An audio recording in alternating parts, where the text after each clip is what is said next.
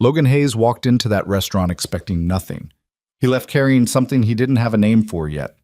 She was sharp, guarded, and sitting across from him like she'd already decided he wasn't worth her time. Except she stayed anyway. And when the lies came later, not from strangers, but from the past he thought he'd buried, everything he'd quietly built began to collapse. He almost lost his daughter's stability, his career, and the first woman who ever made him want to stop running. Almost.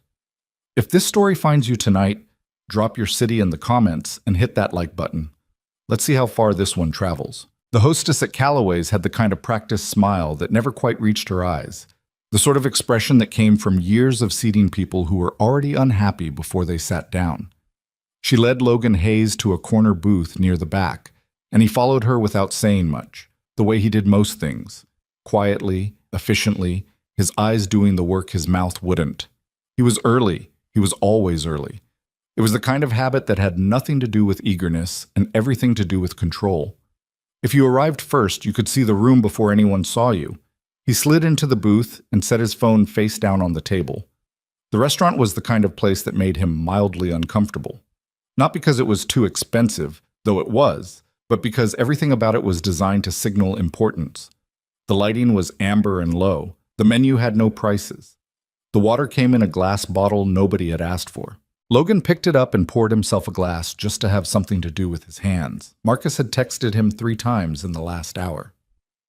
"She's perfect for you, man. Just trust me." Then, "Seriously, you'll thank me later."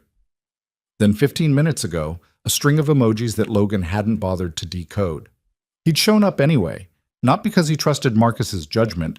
Marcus had once confidently recommended a dentist who turned out to be operating out of a strip mall with no receptionist, but because 7 years of saying no to everything had started to feel like its own kind of problem.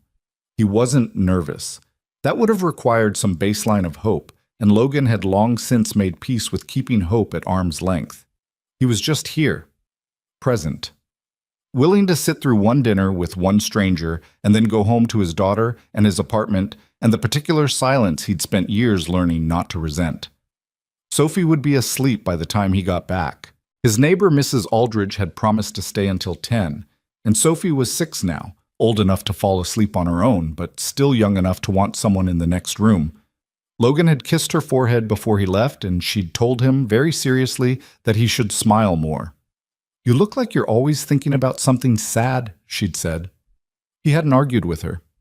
The hostess reappeared and seated someone across the room, a woman who moved through the restaurant the way certain people moved through every room, like the space was adjusting itself to accommodate her. She wasn't performing it. That was the thing. Some people entered places loudly, wanting to be noticed.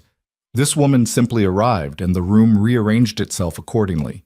She was tall, dark-haired, and dressed in the quiet way that serious money dressed.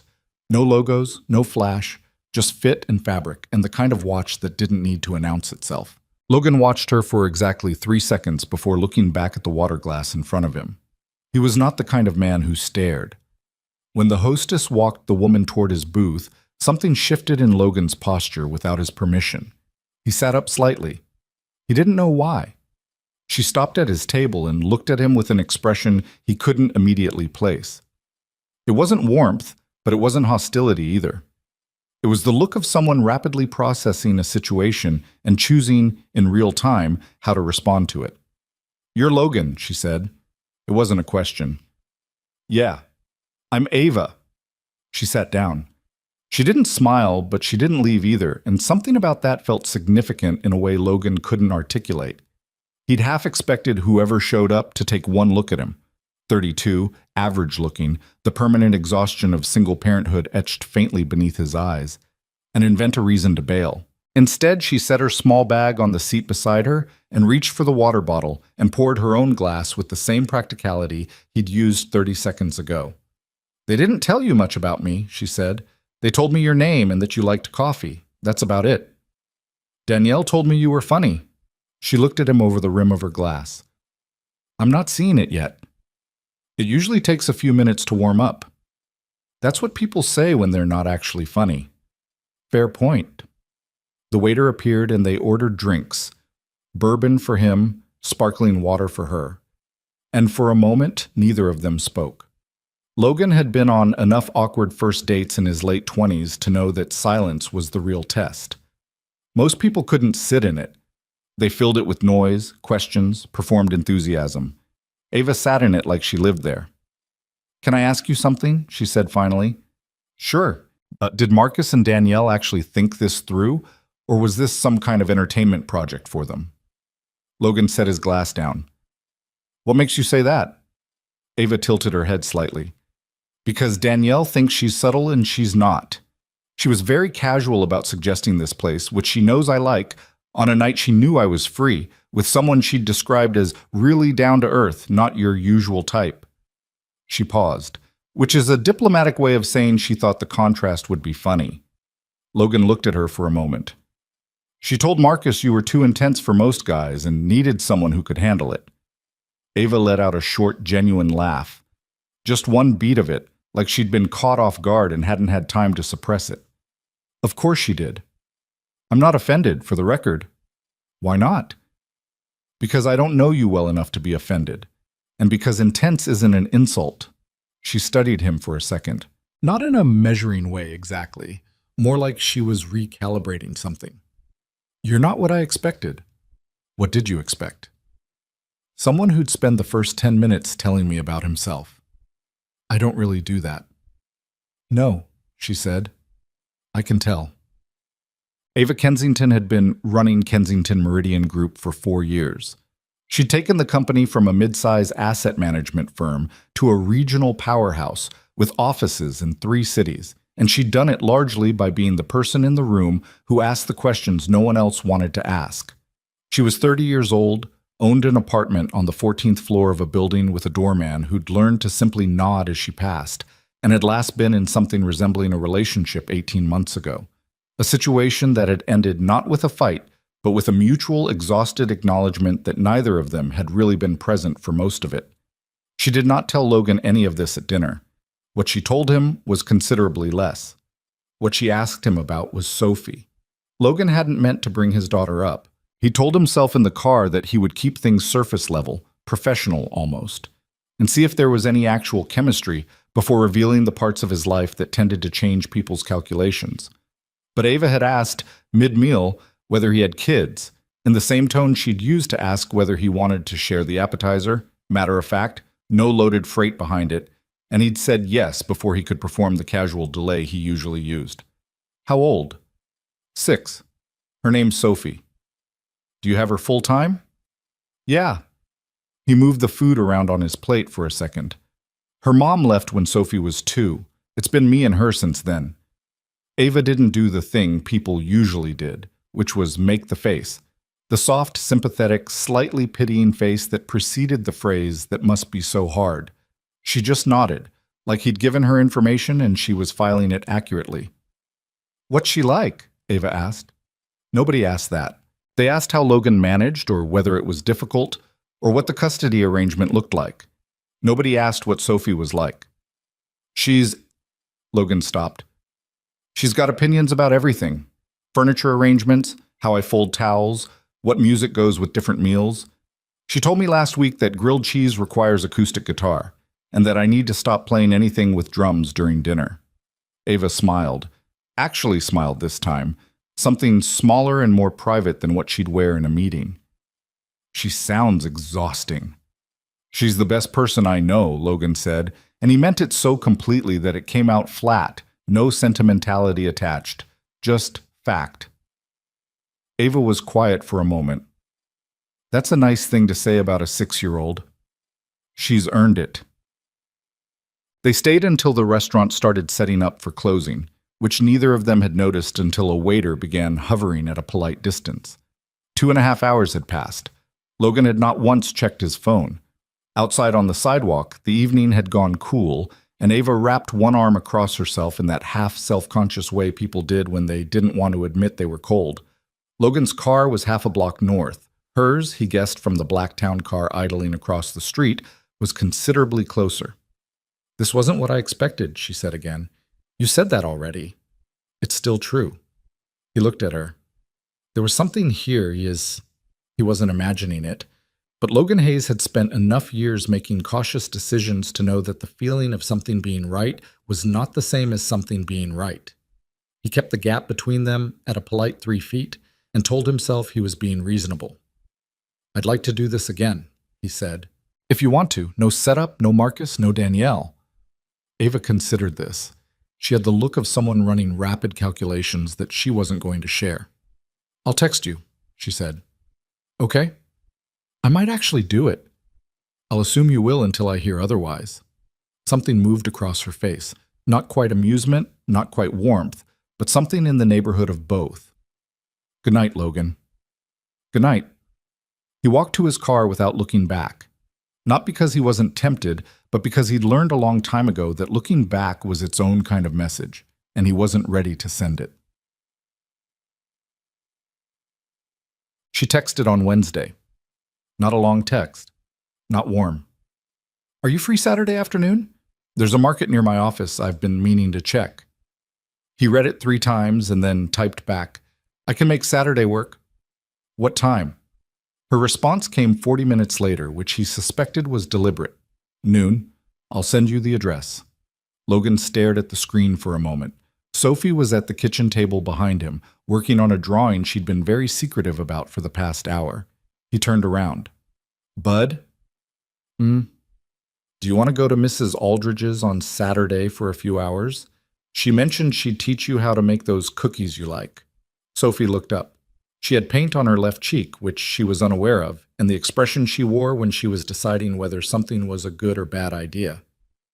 "The ones with the jam in the middle?" "Those are the ones." "Okay." She looked back at her drawing.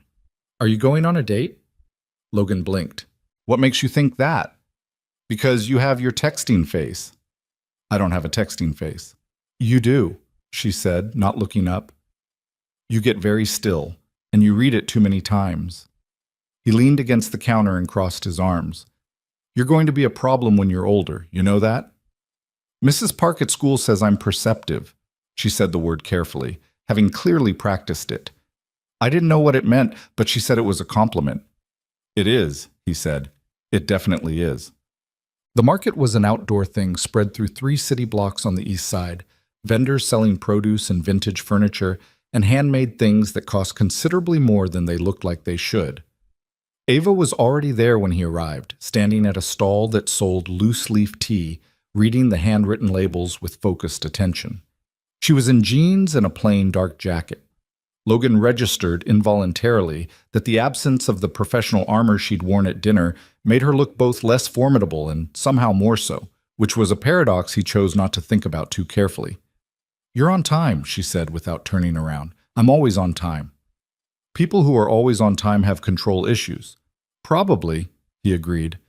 She finally looked at him and the corner of her mouth moved. She bought 2 packets of tea she probably didn't need and they walked, which turned out to be how they were most comfortable with each other. Side by side, with something else to look at, space for conversation without the pressure of direct confrontation. She asked about his work. He was a senior project manager at Aldgate Construction Group, overseeing commercial builds in the mid-city corridor. He explained it plainly, without the inflation people sometimes added when they felt they had something to prove. She listened the way she seemed to listen to everything, which was completely and without visible judgment. "Do you like it?" she asked. "Most days." "What does a bad day look like?" "I've got a colleague," he said after a pause, "who's been trying to edge me out of a contract for the last 6 months. He's—" Logan stopped. "It's complicated." "Complicated how?" "He's got friends in the right places, and I don't." Ava glanced at him. "And you just accept that?" "I pick my battles. That's what people say when they're afraid of losing." He looked at her sideways. "Do you always say what you're thinking?" "No," she said simply. "But I usually say more of it than people expect." They stopped at a stall selling hand-ground spices, and the vendor, an older man with weathered hands, held out samples on small wooden spoons. They tasted cardamom and something smoky Logan couldn't identify, and for a minute they didn't talk at all, and it was comfortable in a way Logan hadn't expected comfort to feel. "I'm not afraid of losing," he said eventually. "I just don't think fighting every fight is worth the damage." Even when not fighting is also costing you something? He didn't have an answer to that, or he had one, but it was buried somewhere he hadn't dug in a while. Let's keep walking, he said. His colleague's name was Derek Solis. Logan had never told anyone the full shape of what had happened between them, partly because he preferred to appear unaffected, and partly because the full shape was more complicated than he wanted to explain. Derek was charismatic and quick, and had cultivated relationships with 3 of the firm's senior partners over years of deliberate social investment: dinners, golf, the right amount of remembered detail about people's families and preferences. He was good at his job. He was also, quietly and persistently, good at making Logan look like he wasn't. It had started small: a misquoted email in a team meeting, a missed attribution on a project report, the kind of thing that was hard to call out without looking paranoid or petty. Then larger, a client walkthrough that Logan should have led, redirected to Derek at the last minute with an apologetic shrug from management. A performance review that used language Logan didn't recognize as describing his actual performance. He hadn't told anyone, not his friends, not his HR contact, and definitely not the woman he was slowly, against his better instincts, beginning to care about. He told himself this was prudence. He wasn't ready to have that conversation.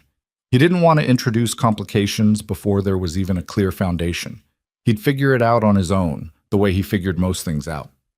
This was, as he would later understand with the specific clarity of someone who has learned something the hard way, a mistake. The third time they saw each other, Ava had a bad day. Logan could see it before she said anything: a tightness around her jaw, the slightly compressed way she moved when she was managing something internally. They'd planned to walk along the riverfront after work, a loose plan that neither of them had built expectations around, and he'd met her outside her building at 6:30. Hard day? He asked. There's a board member, she said, and then stopped. I don't want to talk about work. Okay. I want to walk fast. Let's walk fast. They did. For about 15 minutes, they barely spoke, moving at a pace that wasn't quite angry, but had purpose behind it, and Logan matched it without comment. He didn't ask questions or offer reassurances. He just kept pace. Eventually, she slowed. The river was gray-green in the early evening light, and the path was mostly empty. Thank you for not asking, she said. You said you didn't want to talk about it. Most people ask anyway. I've noticed you say what you mean. Seemed reasonable to take you at your word. Ava looked at the water.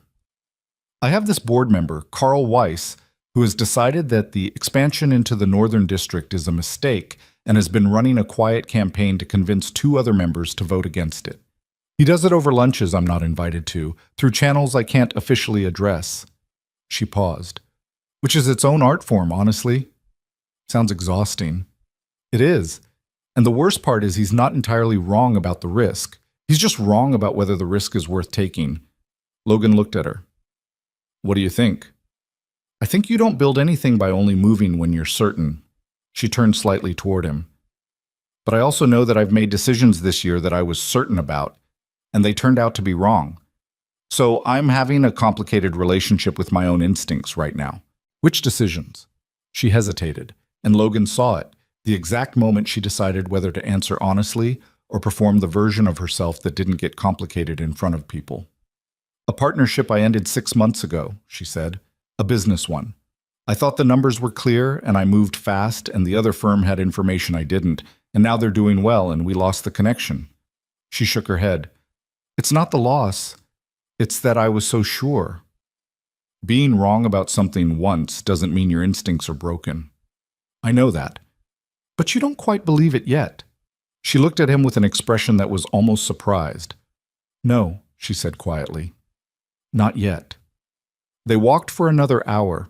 By the time they stopped at a bench near the north end of the path, the light had gone bronze and the river was doing something beautiful that neither of them mentioned. They sat close enough that their shoulders were almost touching, and Logan was acutely aware of the 3 inches between them in a way that felt disproportionate to its physical reality. Sophie asked me if I was going on dates, he said, on Saturday before I came to meet you. Ava made a sound that wasn't quite a laugh. What did you tell her? I told her I was going to meet a friend. And what did she say? She said, and I quote, "Is she nice, Or is she too busy to be nice? He paused. She has a theory that busy people forget to be nice. That's remarkably astute for 6. She's going to be absolutely insufferable as a teenager. Ava smiled, and this time it stayed. I'd like to meet her sometime. Logan looked at her. The 3 inches between their shoulders hadn't changed. Yeah? If that's okay? It's okay, he said, and meant it. What Logan didn't mention, because he was still performing the version of himself that had everything managed, was that the situation at work had escalated. There had been a complaint, informal, officially, but pointed, raised through a third party to the HR director about Logan's management style on the Garfield Avenue project. The complaint alleged that Logan had been dismissive of a junior team member's input and had taken credit for work that wasn't his. Neither allegation was true, but they'd been filed by someone who knew how to file things in ways that made them difficult to quickly dismiss. Logan had been called in for a preliminary conversation with HR. He'd answered the questions directly and calmly. He'd been told it would be reviewed. He'd gone home that evening and made Sophie spaghetti and listened to her describe in exhaustive detail a disagreement she'd had at school involving a jump rope and someone named Megan, and he had not said a single word about what had happened at the office. This was how he'd always operated. You handled your own problems. You didn't put weight on the people who were already close to you. You didn't let the messy things bleed into the good ones. He believed this so deeply, he hadn't examined it in years. The 4th time they saw each other was dinner again.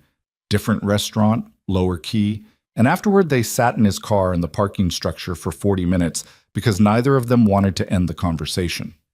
Ava had asked him directly about his past relationship, not in a prying way, but in the way she asked most things, which was like she'd decided the question was worth asking and was prepared for an honest answer. It was short, he said.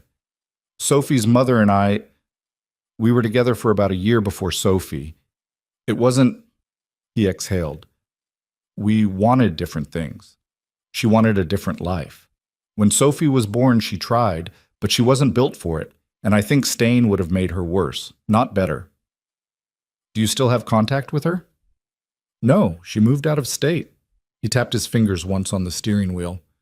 Sophie asks sometimes. I try to answer honestly without saying things that would make it harder for her. That's a careful line to walk. Yeah. Ava was quiet for a moment. There was someone, she said. Before, maybe 2 years ago, we were good at the surface of things. He understood the professional world I moved in, knew how to talk to the people around me. But he had this habit of, she stopped. He smoothed things over too fast. Any conflict, any tension, it disappeared within hours. No argument ever actually resolved. He just made it go away. That sounds exhausting in a different way. It was. I kept feeling like I was standing in a room where all the furniture was nailed down. Nothing could move. Nothing could breathe. She looked out the windshield. I ended it, and he acted completely blindsided, which was its own information. How so? It told me he hadn't been paying attention to me either. He'd been paying attention to the surface. Logan absorbed that. I don't want to give you the surface, he said, and the words came out more direct than he'd intended, which was becoming a pattern with her. Ava turned her head to look at him. I know, she said. That's why I keep showing up. And then something shifted, or rather, something that had already shifted was finally acknowledged between them, in the particular way that things which have been building finally arrive not with drama, but with the quiet weight of inevitability. He leaned toward her slightly. She met him. The kiss was brief and careful, the way first kisses were when both people had reasons to be careful, and when it ended, they both sat back and didn't immediately speak. For the record, Ava said after a moment, I texted Marcus and Danielle separately after our first date and told them it was fine. Logan laughed. A real one, unguarded. That's diplomatic. I'm the CEO of a company, she said dryly. I've perfected diplomatic. He did not tell her about Derek Solis that night. He meant to. He opened his mouth twice during dinner and redirected each time, convincing himself it wasn't the right moment, that they were still building something and introducing the complication felt premature. And there was another thing he didn't tell her. Smaller, he thought, but connected in ways he wasn't tracking yet. Before Sophie, Before the stable career and the careful choices and the apartment with the good natural light, there had been a period in Logan's mid-20s that he'd largely filed away and stopped referencing. A year in which he'd made decisions he wasn't proud of. Not illegal, nothing catastrophic, but ethically murky. Pressure at an old job. A situation where he'd gone along with something he should have pushed back on. He'd left that position within the year, quietly, and had spent the years since building the kind of record that made that period feel like someone else's life. He'd never lied about it, but he'd never volunteered it either. He told himself that this too was prudent. He had no way of knowing, then, that someone from that chapter had never quite stopped watching him, that what looked like the past was actually a clock. On a Thursday evening, 6 weeks after the blind date at Callaway's, Logan picked Sophie up from school, stopped for ice cream at the place on Meridian she loved, listened to 45 minutes of second-grade politics, put her to bed, and sat down on the couch in the quiet of his apartment. His phone had a voicemail from his HR director. He hadn't listened to it yet. He poured a glass of water he didn't drink and looked at the ceiling and thought about Ava. The way she leaned forward when she was interested in something, the particular quality of her attention, the way she'd kissed him back like she'd already made her decision before he'd made his. He thought about Sophie asking if she was nice, and Ava saying she'd like to meet her. He thought about the voicemail. He pressed play. Logan, this is Patricia from HR. We've received additional documentation related to the concern I mentioned last week. I'd like to schedule some time to speak on Friday. This is staying informal for now, but I want you to be aware that the scope has expanded somewhat. Call me back when you can. He sat with that for a long moment. The apartment was very quiet. Sophie's breathing, faintly, from down the hall. He thought about telling Ava. He opened his texts, her name at the top, and then set the phone face down on the cushion beside him. Not yet, he told himself. You don't even know what you're dealing with yet. It was such a reasonable-sounding lie. He closed his eyes and listened to the quiet, and did not hear the thing that was already moving toward him. From the past, he'd decided wasn't worth discussing. Friday's meeting with Patricia from HR was 15 minutes long and left Logan colder than the air conditioning could account for. The documentation she'd received was detailed. 3 incidents, dated and described, with accompanying emails that Logan did not recognize, that bore his name in the sender field and said things he had never written. An alleged conversation overheard by a colleague, a claim from someone whose name Patricia would not yet share. Who submitted this? Logan asked. I can't disclose that at this stage. Are you saying someone fabricated emails with my name on them? Patricia's expression was neutral and professional and gave him nothing.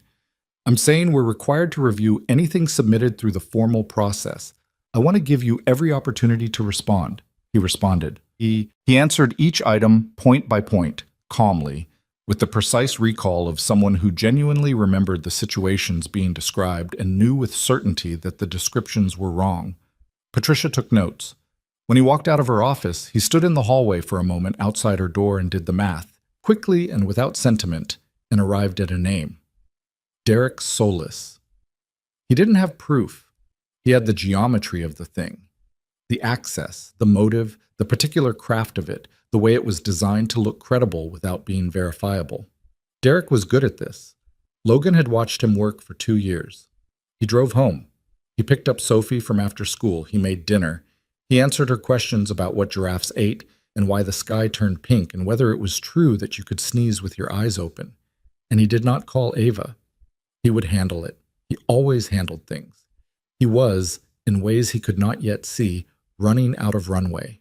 The weekend after the HR meeting, Logan took Sophie to the park on Callister Avenue, the one with the old wooden climbing structure she'd been obsessed with since she was 4.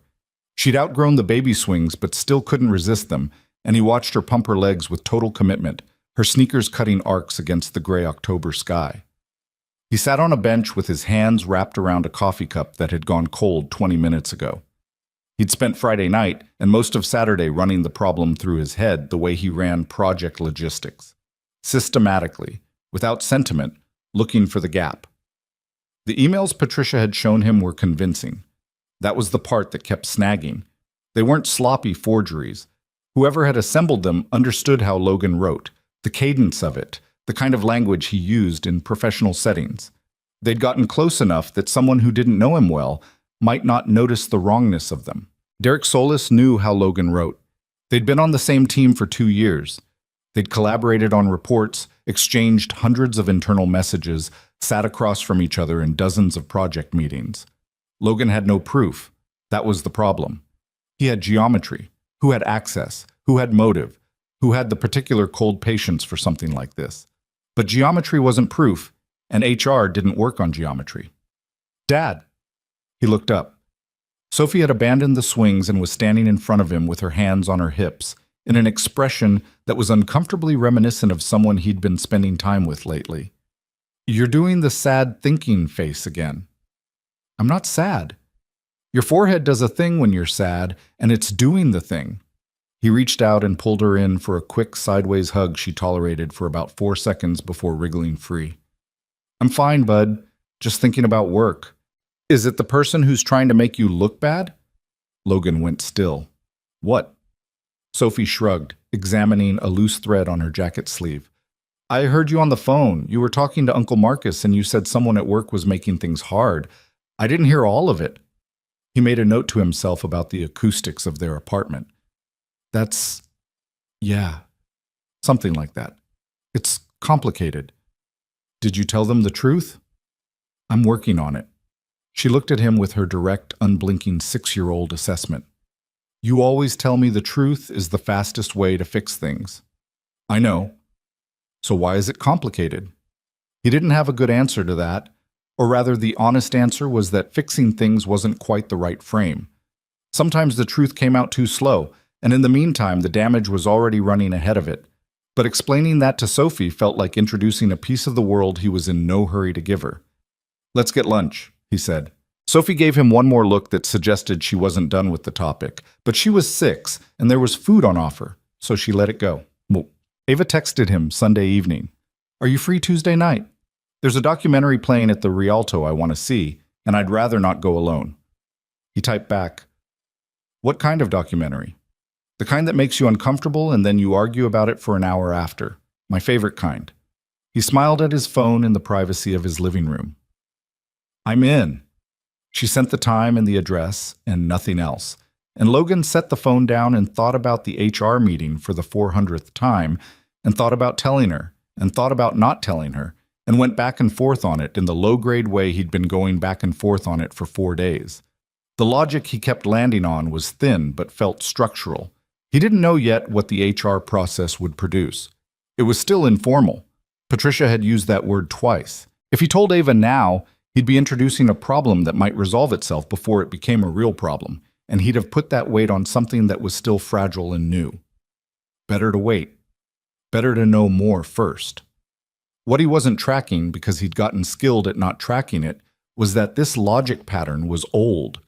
It predated Derek, predated his job, predated most things.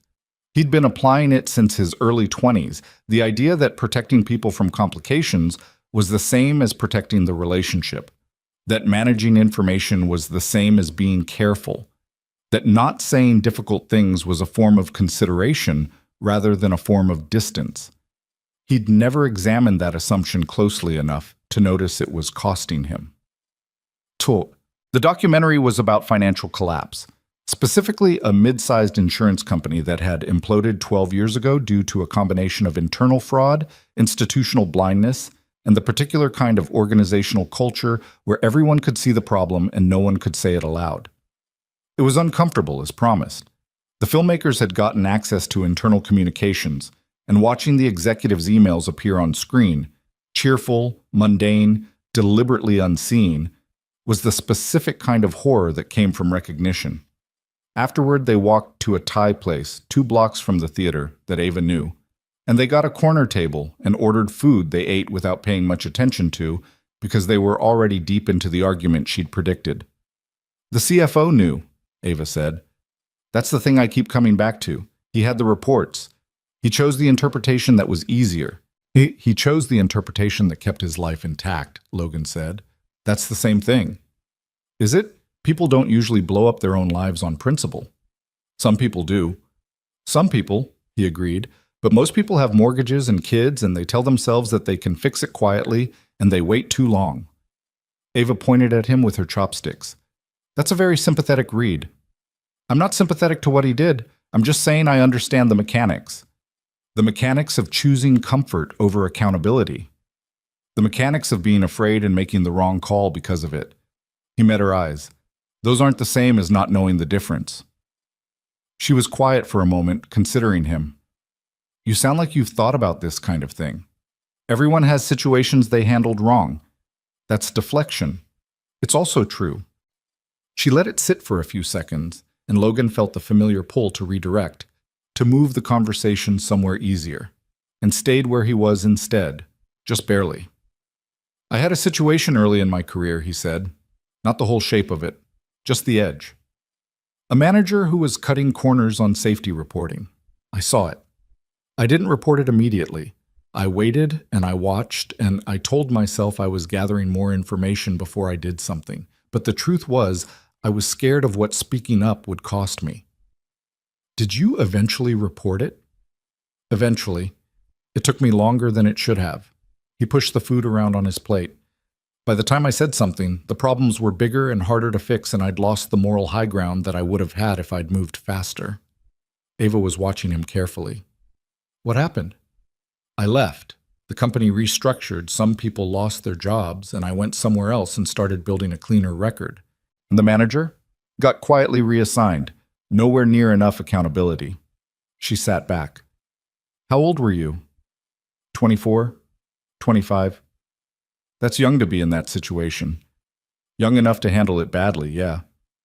There was something in the way she was looking at him, not judgment, something more like careful attention, that made Logan want to say more. The words were actually right there.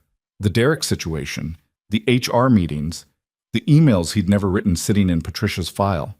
He felt the shape of it in his mouth. And then Ava's phone buzzed. She glanced at it and made a small, controlled expression that he'd come to recognize as the look she made when something work-related required immediate management. I'm sorry, she said. Give me 30 seconds. Take your time. She typed a response quickly, set the phone face down. Board member, she said, by way of explanation, and rolled her eyes slightly. Carl has decided this week is a good week to raise concerns about the Q4 projections. Specifically in writing, specifically at 8:30 p.m. on a Tuesday. Classic move. He's nothing if not consistent. She exhaled. Sorry. Where were we? The moment had closed. Logan felt it close, the specific click of a window that had been briefly open, and heard himself say, I was just saying that it took me a while to learn how to speak up earlier in difficult situations. That's a lesson most people learn the same way, she said. Too late. Yeah. And the conversation moved on, and he told himself he'd find another moment, and the Thai food was good, and the walk back to their cars was comfortable and easy, and she kissed him at the corner under a streetlight, and he held on to that for a moment longer than was strictly casual, and it was not until he was driving home that he understood he'd let the opening pass. Cool. Derek Solis sat 2 rows ahead of Logan in the Wednesday all-hands meeting and spent 40 minutes being articulate and collegial and impressive, the way he always was in rooms with senior people watching. He had a gift for performing competence in ways that read as effortless, and Logan had spent enough time in adjacent positions to know how much effort actually went into the performance. After the meeting broke, Derek stopped Logan in the hallway with the easy manner of someone who had nothing to hide. Hey, good presentation from your team on the Garfield timeline. Solid numbers. Logan looked at him. Thanks. How's the HR thing treating you? I heard there was some kind of review. He said it casually, with the calibrated neutrality of someone who'd practiced the delivery. Logan kept his voice even. Where'd you hear that? Derek shrugged. Things get around. You know how this place is? He tilted his head slightly. If you need anyone to put in a word, speak to your track record, or whatever. I'm happy to, for what it's worth. It was an extraordinary thing to say. Either Derek was genuinely unconnected to the allegations and offering help, or he was sitting across the table from the man he'd been quietly dismantling and offering help for his own entertainment. Logan looked at him for a second longer than was comfortable. I'm handling it, Logan said. Sure. Derek clapped him once on the shoulder in that way that was friendly and territorial at exactly the same time. Just keep me in mind. He walked away down the hall, and Logan stood there and felt something quiet and cold settle into his chest. Not panic, not anger, just the recognition of how much trouble he might actually be in. He told Marcus on Thursday. Not all of it, most of it. They were at Marcus's kitchen table with 2 beers and the particular ease of a friendship that had enough history to handle honesty, and Logan laid out the Derek situation, the pattern of it, the HR complaint, the fabricated emails, in the same flat tone he used for everything difficult. Marcus listened without interrupting, which was unusual for Marcus. When Logan finished, Marcus was quiet for a moment. Then he said, "How long has this been going on?" "The campaign against me? Maybe 18 months? The formal complaint, about 3 weeks. 3 weeks. Marcus set his beer down carefully. "Logan, I know. 3 weeks, and you didn't say anything. I wanted to understand what I was dealing with first." "You wanted to manage it alone first," Marcus said, "which is different from understanding it." He rubbed his face. "Does Ava know?" "No." Marcus looked at the ceiling. "Okay. Don't say it." "I'm not saying anything." "You're doing the face." "I don't have a face. You have a very specific face you make when I'm being an idiot about something and you're deciding whether to tell me." Marcus looked at him. "You're being an idiot about this. Because I'm handling my own problems? Because you're building something with someone and you're leaving out the parts that are on fire." Marcus picked his beer back up. "She's going to find out, Logan, either from you or from somewhere else. And the somewhere else version is worse. The somewhere else version requires someone to tell her. You're assuming this stays contained, but you just told me that whoever did this knows how you write, knows your professional history well enough to fabricate credible documentation." Marcus let that sit. "That's not someone who's going to stop at an internal HR review." Logan hadn't thought it through quite that far. Or he had, somewhere at the edge of his awareness, and had chosen not to follow the thought to its conclusion. "I'll handle it," he said. Marcus gave him a long, level look. "That's what you always say." "It's always been true." "Has it?" Marcus said quietly. "Or have you just been handling things alone for so long that you've forgotten what actually getting help looks like?" Logan didn't answer. He picked at the label on his beer bottle and looked at the kitchen table and thought about Sophie telling him the truth was the fastest way to fix things, and thought about the documentary CFO choosing the comfortable interpretation, and thought about Ava saying the mechanics of being afraid and making the wrong call because of it. He sat with all of that and still didn't know how to pick up the phone. 3 weeks later, in the last week of November, Logan finally introduced Sophie to Ava. Not formally, nothing engineered. Ava had mentioned she was picking up pastries from a bakery near Logan's neighborhood on a Saturday morning, and Logan had said they'd probably be at the park around that time if she wanted to walk over, and she'd said she might. And sure enough, at 11:15 she appeared at the edge of the park with a brown paper bag and found them exactly where Logan had said they'd be. Sophie spotted her first. "Is that her?" Sophie asked, in the direct whisper of a child who doesn't fully understand the volume range of whispering. "That's her." Sophie examined Ava for approximately 4 seconds. "She's tall." "Yes." "She looks like she makes decisions." Logan turned and looked at his daughter. "Where do you get these things?" "She just does." Ava reached them and crouched down slightly to Sophie's level, not in the exaggerated way some adults did with children, bending too far and using a different voice, but just enough to make the geography easier. "You must be Sophie. I've heard things about you."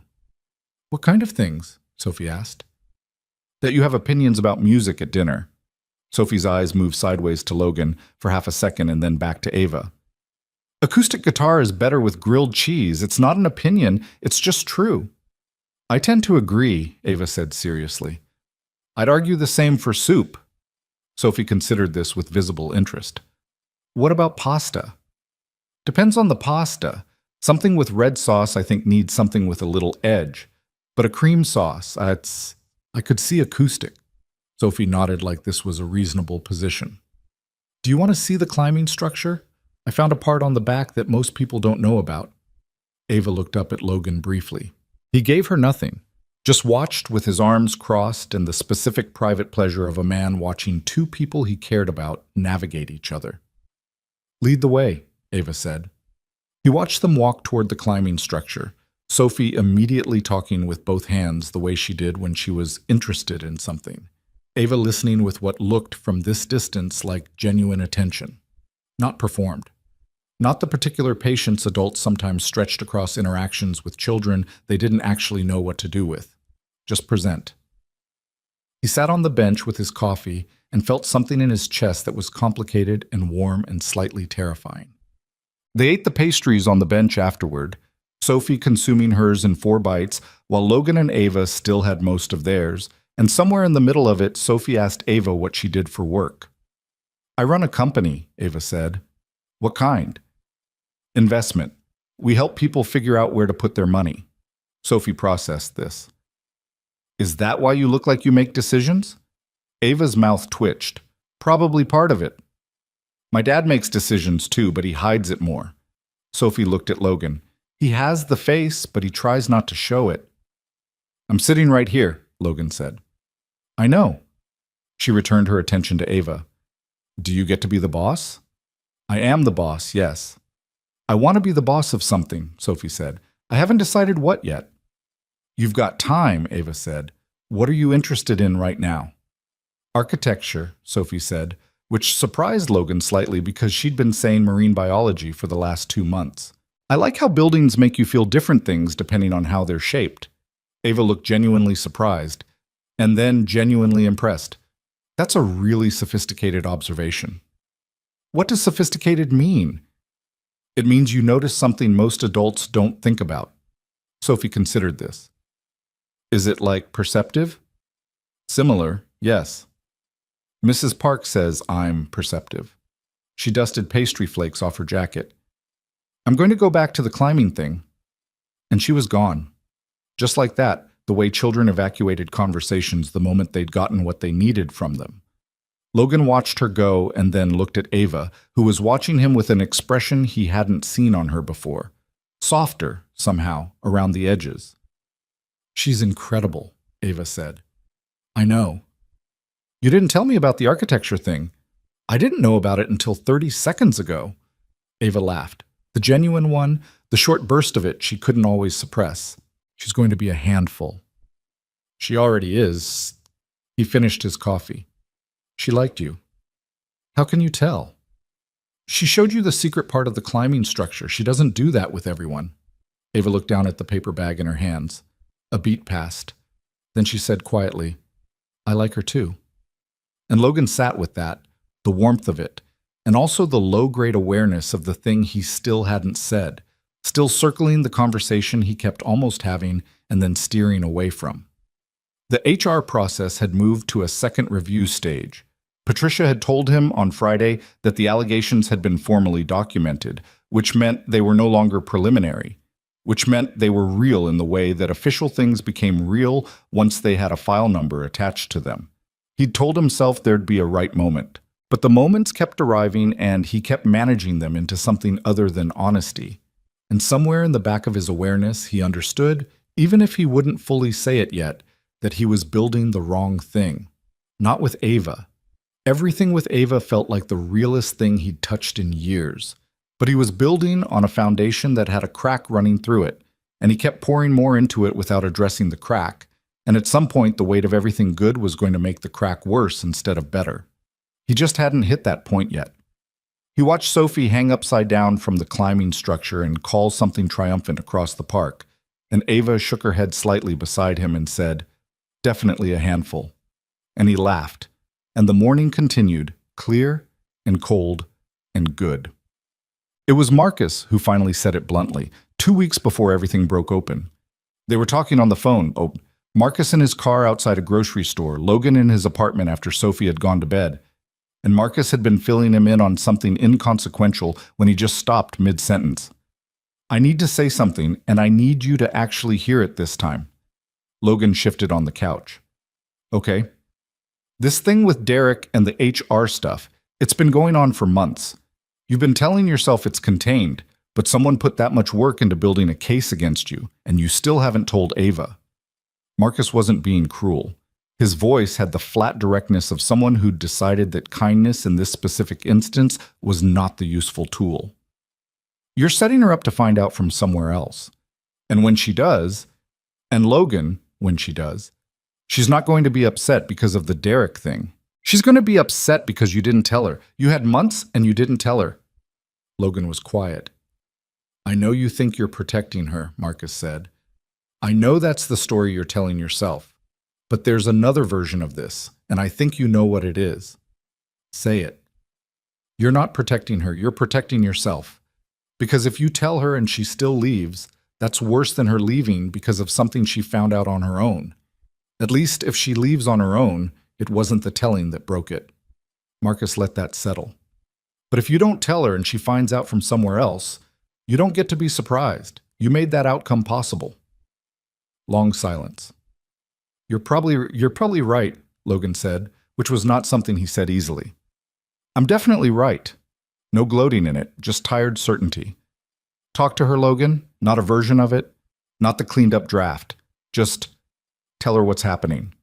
He said he would. He told himself he'd find the moment that week. He was 3 days too late. The call came on a Tuesday morning, which was the kind of mundane detail that made the whole thing feel worse somehow.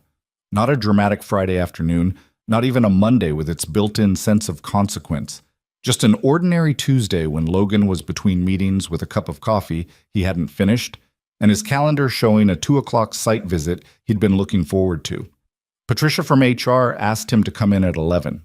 He knew from her voice, not what specifically, but the shape of it, the particular controlled neutrality that HR people used when they were delivering something that had already been decided. He'd heard that voice once before in his career, at the job he'd left in his mid-20s, and his body recognized it before his brain fully processed the words. He was in her office at 10:58. She had a folder on her desk, a real one, physical, the kind that suggested the paperwork had reached a stage beyond digital.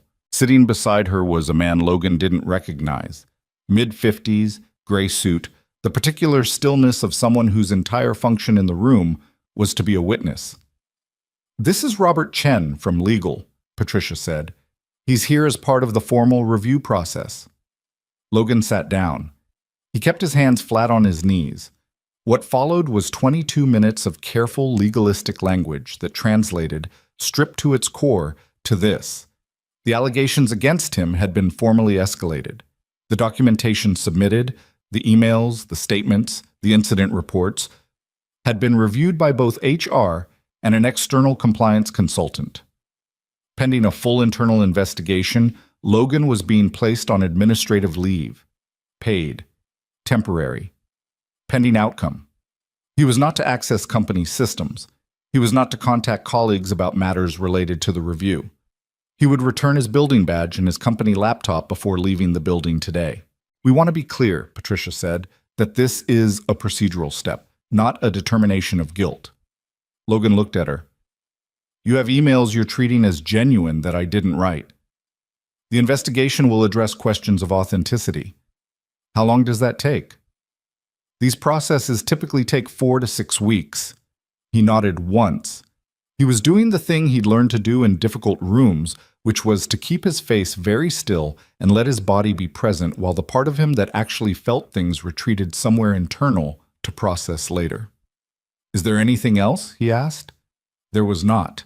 He walked out of Patricia's office with his building badge in his pocket for the last time and collected his personal items from his desk, a framed photo of Sophie, a coffee mug she'd painted for him in first grade with uneven letters spelling Dad in 4 different colors, and walked through the lobby past the front desk and out through the glass doors into the cold December air.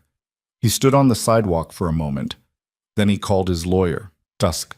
Claire Maddox had been a labor and employment attorney for 19 years and had the manner of someone who'd heard everything at least twice and had stopped being shocked by any of it. Logan had used her 3 years ago for a contract dispute that turned out to be minor, and he'd kept her number because he had the instinct of a man who'd learned that having certain numbers was better than needing them and not having them.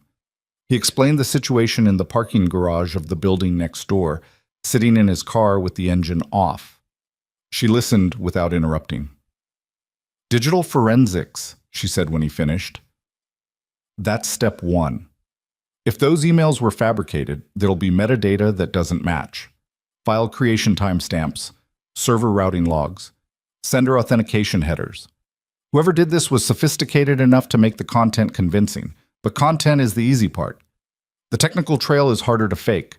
How long to get that analysis? Depends on what the company will share. If they're cooperative, 2 weeks. If we need to compel it, longer." She paused. "You said you think you know who's behind this." "I think so. I don't have proof." "Tell me everything you have, even if it seems circumstantial. Sometimes circumstantial builds a picture." He told her about Derek. 2 years of pattern, the redirected opportunities, the misattributed work, the complaint that had started this process, the hallway conversation where Derek had offered help with the ease of someone who knew exactly what help was needed and why. Claire took notes he could hear but couldn't see. "Have you told the woman you're seeing about any of this?" Claire asked. Logan was briefly caught off guard by the shift. No, not fully." "You should," she said, not unkindly. "Not for legal reasons. Just because if this gets messier, and it might, she's going to hear things. Better that she hears your version first, with context." He said he understood. He thanked her. She said she'd call him by end of week. He sat in the parking garage for another 10 minutes after he hung up, watching a pigeon navigate the concrete ceiling, and then he drove to pick Sophie up from school 3 hours early without telling her why. And when she came out and saw him standing by the car at the wrong time, she went still for a second the way kids did when they sensed adult wrongness. "What happened?" she asked. "I got some unexpected time off," he said. Sophie looked at him. She had her backpack on both shoulders and her coat halfway unzipped and the painted-on skepticism of a child who was old enough to know when adults were softening things. "Is it the bad situation at work?" "Yeah." She climbed into the back seat and buckled herself in without saying anything else. After a minute, she said, "Are you going to be okay?" "Yeah, bud. I'm going to be okay." She looked out the window. "Do you want to make soup when we get home? Soup helps." He kept his eyes on the road. "Soup sounds good." Try it. He called Ava that night after Sophie was in bed. Not in person. He'd thought about going to her, but something in him needed the distance the phone created. Not to hide behind, but because the thing he had to say felt like it would be easier to say without her face in front of him. He wasn't sure what he was afraid of seeing there. She picked up on the second ring. "Hey, I need to tell you something," he said. A beat of silence. The shift in his voice had been enough. "Okay," she said, and the lightness went out of her tone. He told her. The real version. Not the cleaned-up draft Marcus had warned him against. He started at the beginning. Derek Solis, the 18 months of quiet professional sabotage, the HR complaint, the fabricated emails. Then further back, the thing he'd alluded to at dinner after the documentary, the job in his mid-20s, the manager he hadn't reported fast enough. He told her that someone had used his professional history, those real missteps, that real context, as scaffolding to make the fabricated allegations look more plausible. He told her he'd known about the formal review for weeks and hadn't told her. When he finished, the silence on her end was different from her usual silences. Her usual silences were thinking silences. This one had a different quality, tighter, like something was being held. "How long ago did they put you on leave?" she asked. "This morning. And the formal HR review started 3 weeks ago." Another silence. Longer. "Logan." Her voice was controlled. Not cold, but controlled, which with Ava was sometimes its own kind of temperature. "We've seen each other 4 times in the last 3 weeks." "Yes." "And you didn't tell me." "No." Why? He'd prepared for this question. He'd run the answer through his head 6 different ways. And when the moment arrived, all the prepared versions felt like exactly what Marcus had warned him against. The cleaned-up draft, the version that made him look thoughtful instead of afraid. "Because I was scared," he said. "Not of losing the job. I was scared of losing this. And I told myself I was protecting you from a problem that might resolve itself. But that wasn't really it. I was protecting myself from having to find out whether this was something you'd stay for. Silence. That's the honest answer, he said. Ava exhaled. He heard it. I appreciate you telling me, she said carefully. I need some time to sit with this. Okay? I'm not angry about the Derek situation. That's not yours to have controlled. A pause. I'm angry about the 3 weeks. I know. Because She stopped, started again. I've been telling myself that this was different, that you were someone I didn't have to decode, and finding out that there were things you were actively managing away from me. That's a specific kind of thing to find out. I know, he said again, because it was true and anything else felt like an attempt to argue against her having a legitimate reaction. Let me think, she said. Okay, I'll call you. She hung up, and the apartment was very quiet, and Logan sat with his phone in his hand and the particular awareness of a man who had just told the truth too late and was now in the waiting room of the consequences. She didn't call the next day, or the day after. On the third day, she texted, I'm not disappearing. I just need a few days. I'll reach out when I'm ready. He texted back, take the time you need. And meant it, even though meaning it was one of the harder things he'd done that week. The leave from work had a disorienting texture he hadn't anticipated. He was used to structure, early mornings, site visits, team meetings, the steady machinery of a demanding job. Without it, the days had a shapelessness that was fine for Sophie, but uncomfortable for him. He was not built for stillness. He cleaned the apartment with the focus of someone who needed to do something with his hands. He reorganized the kitchen cabinets for the second time in 2 years. He read 3 chapters of a book and retained none of them. He also, with Claire's guidance, began building his defense. Claire had submitted a formal request for the technical metadata on the disputed emails. She'd advised him to document every professional interaction he'd had with Derek over the past 2 years. Anything saved, anything witnessed, anything that could establish pattern. Logan spent 2 days on this, going through his own email archives, his project notes, his calendar records, assembling the geography of what had actually happened across 18 months, in the kind of methodical detail that was both useful and painful. It was painful because doing it made the shape of Derek's campaign visible in a way it hadn't been when Logan was inside it. He'd known it was happening. He'd felt the friction of it. But seeing it mapped out, the timing, the escalation, the patience of it, landed differently. This had been planned, over a long time and with a specific intent, not impulsive, not reactive. Someone had decided, at some point, that Logan Hayes needed to be dismantled, and had set about doing it with a deliberateness that was genuinely unsettling. He thought again about the conversation in the hallway, Derek offering to put in a word, the specific theater of it. He thought about the thing Claire had said, that someone had used his real history as scaffolding. His actual past, the real failures and the real missteps, had been wrapped around the fabrications to make everything harder to dispute. Because if you went to a compliance consultant and said, this man has a documented history of workplace issues and here are the emails to prove it, and the emails were convincing, the real history made the fabricated part more believable. Whoever had done this knew his real history, knew it well enough to weaponize it. That thought sat uneasily in Logan's chest as he went through his records, and he followed it carefully, and it led him somewhere he hadn't expected. Because the specific incidents in his past that had been referenced, the things that gave the fabrications their plausibility, weren't things he'd widely discussed. The situation at his old company, the manager, the delayed report. He'd mentioned it to very few people over the years. Marcus knew. Claire now knew because he'd told her. And there was one other person, someone from that time, a woman named Rachel Voss who'd been a colleague at the old company during that period, and who had, in the years since, maintained a peripheral presence in his professional orbit, a LinkedIn connection, occasional overlapping conference attendance. 2 years ago, a brief and uncomfortable attempt to reestablish personal contact that Logan had declined quietly. He thought about Rachel Voss for a long time. He called Claire. Meanwhile, across the city, in the 14th floor apartment with the doorman who nodded without speaking, Ava Kensington was doing what she always did when she had a problem that resisted easy resolution. She took it apart.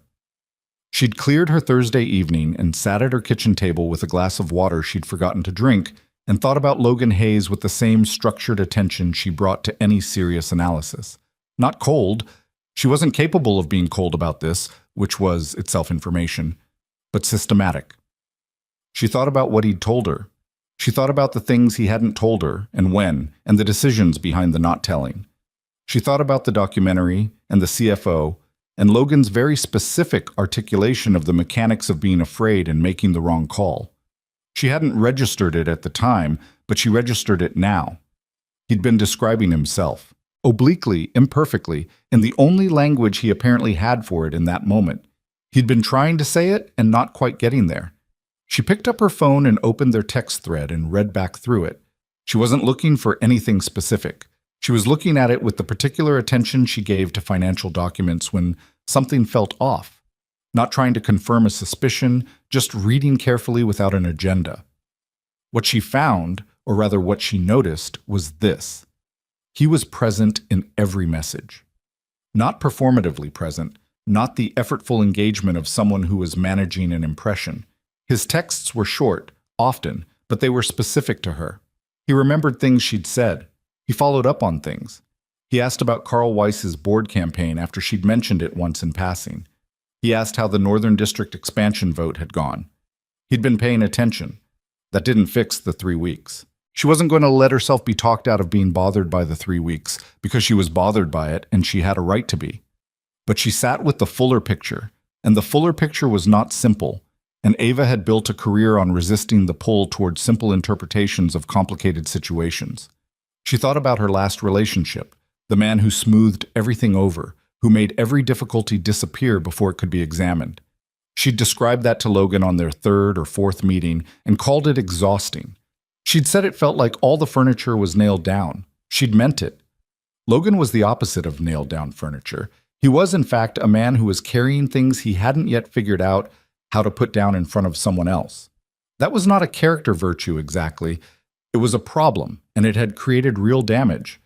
But it was also not the same thing as dishonesty. It was closer to fear, which she understood because fear was something she had a personal relationship with, even if hers expressed itself differently. She sat with all of this until the glass of water was still full and the city outside had gone fully dark. Then she picked up her phone. Logan was in Sophie's doorway watching her sleep the way parents did. The particular checking that was really just looking, not out of worry, but out of something that didn't have a clean name. When his phone buzzed, he stepped into the hallway and looked at the screen. "I need to ask you something directly, and I need you to answer me the same way." He typed back, "Ask." 3 minutes passed, then, "Is there anything else you haven't told me? About the work situation, about your past, about anything that's relevant to what's happening, anything at all?" He stood in the hallway in the dark and thought about Rachel Voss, whose name had been sitting in the back of his mind for 3 days like a stone he hadn't yet picked up. He thought about Claire's theory, still unconfirmed, still just the geometry of the thing. He thought about Marcus telling him that the somewhere else version was worse. He typed, "There might be someone from my past involved in this. A former colleague. I'm not certain yet. My lawyer is looking into it. I should have mentioned it when I called you. I was still processing what it meant." Ava's response took 4 minutes. "Okay. That's the kind of thing you tell me when you're not certain too. That's how this works." He read that twice. "I'm learning that." Another pause. Then, "I'm not done being frustrated with you. I know, but I also don't think you're a dishonest person. I think you're a person who learned to handle things alone and hasn't fully unlearned it yet." He leaned against the wall in the dark hallway of his apartment and read that 3 times. "That's a generous read," he typed. "It's an accurate one." A pause. "Get some rest, Logan. We'll talk properly soon." He put his phone in his pocket and stood in the hallway for another moment. Sophie made a small sound in her sleep. Not distressed, just the ordinary sounds of a child deep in dreams. And he let that settle around him like something he was grateful for. He went to bed. He didn't sleep well. But something had shifted just slightly, and he held on to that the way you held on to the edge of something when you weren't sure yet whether you were climbing or hanging on. 3 days later, Claire Maddox called him with the first piece of real evidence. The metadata on 2 of the fabricated emails didn't match. The file creation timestamps predated the dates shown in the email headers by 11 days.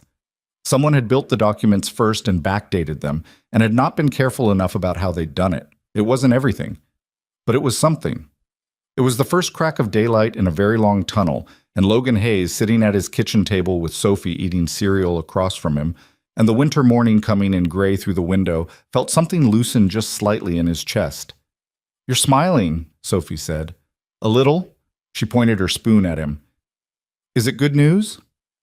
"Early good news?" he said. "We'll see." She considered this and returned to her cereal, apparently satisfied. Outside, the city continued without particular interest in any of it, and Logan drank his coffee and sat with the small, careful fact of a crack in the wall and allowed himself, for the first time in weeks, to think about what might be on the other side of it.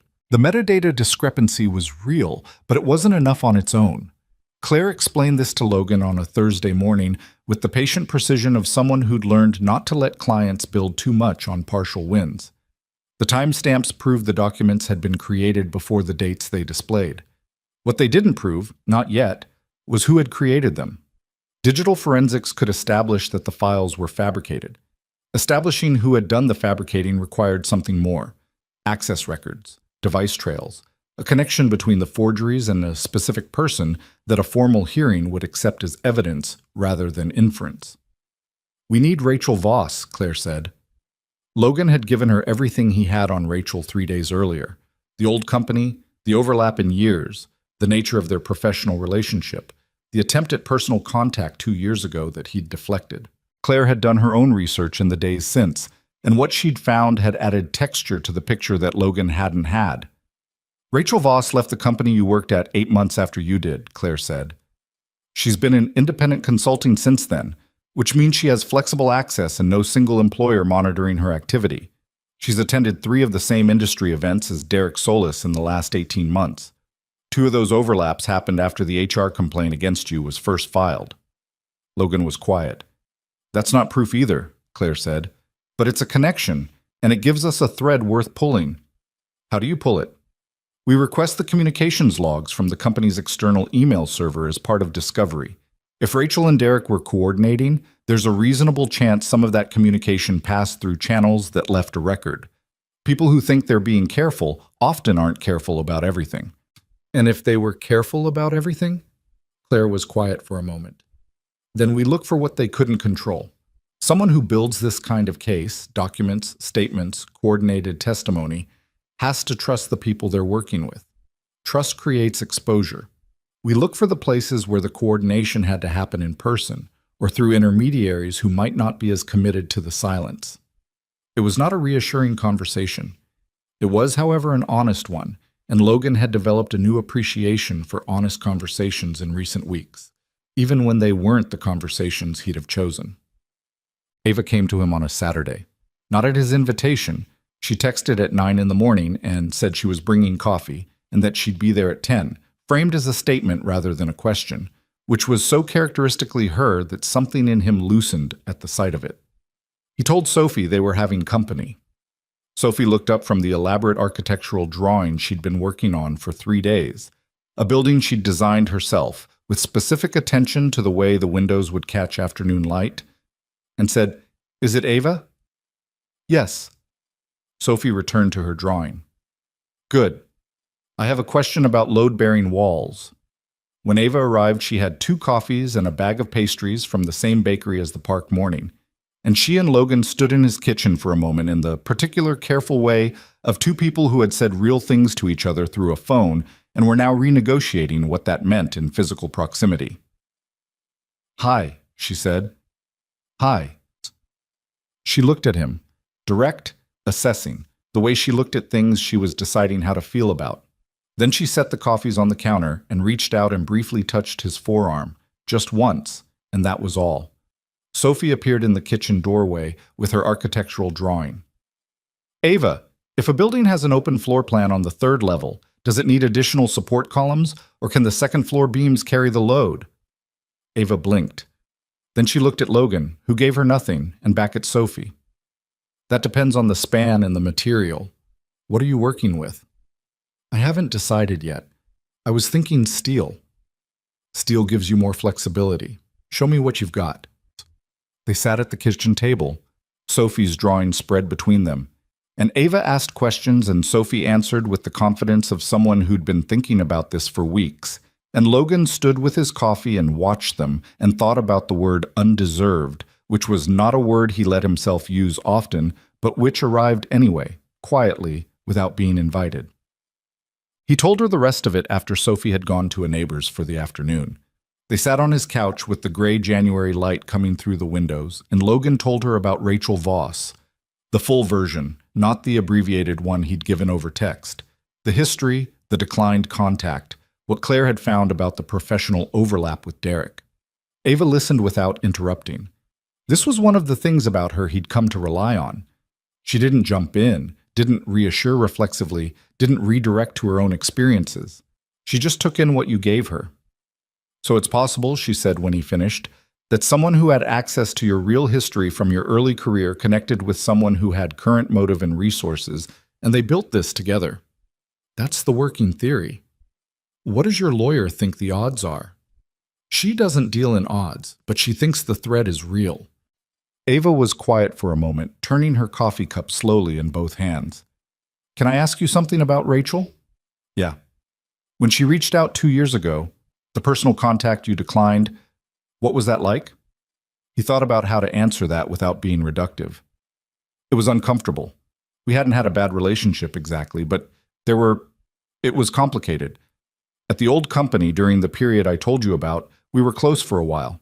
When I left quickly, and I didn't handle that transition well with everyone, including her. Did she tell you she was angry? No. That was what made it uncomfortable. She was perfectly pleasant. Wanted to reconnect, catch up, maybe grab lunch. He paused. It felt like something with no surface edge, but something underneath I couldn't see. So you stepped back. I stepped back. Ava nodded slowly. People who don't show the edge are sometimes the ones you need to worry about. Yeah, I know that now. She looked at him. You knew it then too. That's why you stepped back. Knowing something and knowing what to do with it are different. True. She set her coffee down. Logan, I need to say something, and I need you to hear all of it without interrupting. Okay? I was angry, she said. About the 3 weeks. About the fact that you were sitting across from me and choosing what to tell me and what to manage.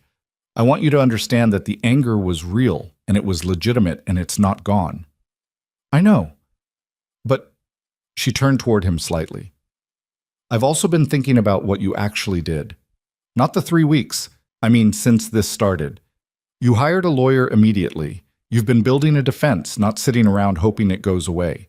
You've been honest with me since you told me, even when the honest answer was uncomfortable. She paused. You're not someone who does nothing when things get hard. You're someone who does things alone when things get hard. That's a different problem. It's still a problem. It is, she agreed, but it's a workable one. She held his gaze.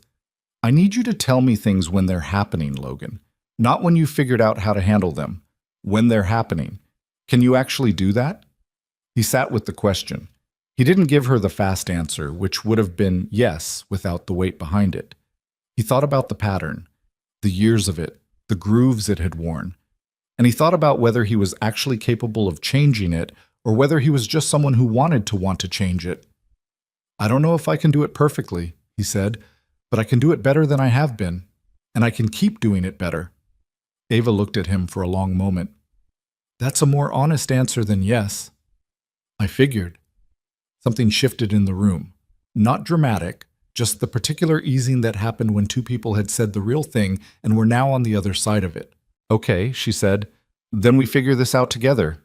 He looked at her. You don't have to be involved in this. I know. Her voice was even. I'm choosing to be. What Ava didn't tell Logan in that conversation, because she was still turning it over, still deciding what it meant, was that she'd already started looking. It had begun 3 days after his phone call, when the CEO in her had overridden the personal hurt and started asking the question she always asked in situations that didn't add up. Where are the inconsistencies? She'd requested, Through a contact at a professional background verification firm she occasionally used for executive hires, a quiet inquiry into the documents Logan had described. She hadn't told him because she hadn't known yet what she'd find, and she didn't want to offer him something that turned out to be nothing. She'd sat with this for a week before she understood that she was doing the same thing she was angry at him for, managing information instead of sharing it, and that had been, in its own way, clarifying. What the inquiry had returned was limited but interesting. The compliance consultant hired by Logan's company to review the allegations was a firm called Verimark Advisory. Verimark Advisory had done consulting work for 2 other companies in the same industry over the past 3 years. One of those companies had, in its executive team, a former colleague of Derek Solis from before his current position. It was thin, she knew it was thin, but Ava Kensington had built 4 years of business decisions on the ability to see the shape of a thing before all its parts were visible, and the shape of this one looked familiar.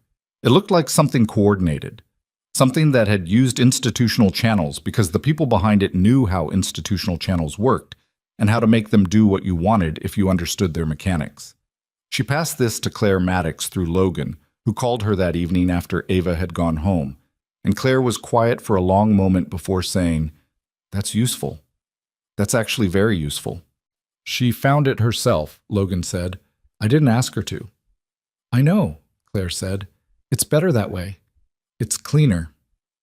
The formal hearing was scheduled for the 3rd week of February. In the 4 weeks between Ava's Saturday visit and that date, several things happened in the particular overlapping, non-linear way that real situations developed, nothing arriving in the clean sequence of a story that knew where it was going. Claire's discovery request produced communication logs that showed 11 email exchanges between a personal account traced to Rachel Voss and an account registered to a Shell Consulting profile that digital forensics subsequently linked to a device registered at Derek Solis's home address. The exchanges had been routed through 2 intermediary servers in an attempt at obfuscation that was careful enough to slow the trail, but not careful enough to eliminate it. This was the thing that Claire had predicted.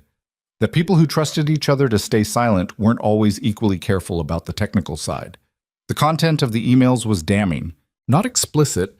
Rachel and Derek were not the kind of people who wrote, "Here is the plan to destroy Logan Hayes" in a subject line, but specific enough that the pattern was readable. References to documents, to timing, to the compliance consultant, to the particular HR pathway that would produce the most institutional weight with the least immediate visibility. Logan read the summary Claire sent him and sat with it for a long time. He'd suspected Derek for months, but Rachel was older, further back, more surprising in the way that things from the past were always more surprising than the threats in front of you. He thought about the woman he'd known at 25, someone he'd genuinely liked in the ordinary way of colleagues who shared difficult circumstances, and tried to locate the bridge between that person and this one. He couldn't find it cleanly. People were not always the same people you'd known them to be, and the years between could do things you couldn't see from the outside. He called Marcus. "They found the connection," he said. Marcus was quiet for a second, then, Okay, good. Rachel and Derek, there's documented communication. How solid?" "Solid enough for the hearing. Claire thinks it's solid enough." Marcus exhaled. "How are you feeling?" "I don't know yet." He was sitting at his kitchen table again, the place where he seemed to process everything. Sophie's architectural drawing still in the corner where she'd left it. "Relieved, maybe. A little. And also something else I can't name." "You thought you'd handled the Rachel situation by stepping back." "Yeah." "And instead stepping back just meant you weren't watching." "Yeah." He rubbed his face. "Marcus, I've been thinking about something." "What?" "I've spent a long time believing that the way to protect things was to keep problems separated. Keep the difficult stuff away from the good stuff. Keep Sophie away from the work problems. Keep the work problems away from Ava. Keep old history away from current life." He paused. "And what actually happened is that everything I kept separated found each other anyway. The old history connected to the current problem. The work problem got to Ava before I did. All the separating just meant I didn't see it coming." Marcus didn't say anything for a moment, then, "Are you having an epiphany?" "I think I'm having a very slow, uncomfortable epiphany that I should have had about 5 years ago." "Better late," Marcus said. "Genuinely, Cheb." Ava attended the hearing. Logan hadn't asked her to. She hadn't announced she was coming. She'd texted at 8:15 in the morning, the hearing was at 10, and said, "I'll be outside. You don't have to do anything with that. Just wanted you to know." He'd read it in the car and sat with it for a full minute before he texted back, "Thank you." The hearing was held in a fourth-floor conference room at the company's legal counsel's office, not at the company itself, which was a procedural detail that communicated quietly that this had escalated past the level where the company wanted it on site. Present were Patricia and Robert Chen from the company, two attorneys from the company's external legal firm, Claire, a compliance officer from a neutral third-party firm, and a representative from the industry regulatory body that had become involved once the investigation expanded. Derek Solis was not in the room. He was represented by his own attorney, which told Logan something about how much Derek understood his own exposure at this point. Logan sat beside Claire and kept his hands flat on the table and said what he'd been asked to say, in the order he'd been asked to say it, without editorializing and without visible anger. Claire had prepared him for this specifically. "They don't need your emotions," she'd told him. "They need facts presented clearly. The documents will do the work. You just need to be credible." He was credible. He was, in fact, very good in this kind of room, not because he was comfortable, but because discomfort had never stopped him from being precise. The presentation took 40 minutes. The digital forensics report, the metadata analysis, the communication logs between Rachel and Derek, the connection to Verimark Advisory, and the conflict of interest in the company's choice of external reviewer. Ava's contribution, the Verimark thread, was presented through Claire as independently sourced information, which it was. When the compliance officer asked questions, Logan answered them. When the company's attorney pushed back on the interpretation of the metadata, Claire walked through the technical analysis point by point with the patience of someone who'd done this before and wasn't interested in being rushed. At 11:53, after nearly 2 hours, the regulatory body representative asked if there was anything further to present. There was not. The formal determination would be issued within 5 business days. Logan walked out of the building into the February cold and found Ava standing on the sidewalk with her coat collar up and her hands in her pockets.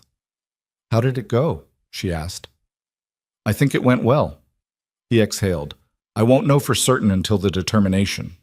She nodded. She didn't offer reassurances he'd have to calibrate, and he was grateful for that. "Are you hungry?" she asked. "Actually, yes. There's a diner 2 blocks from here, nothing fancy." "Perfect." They walked.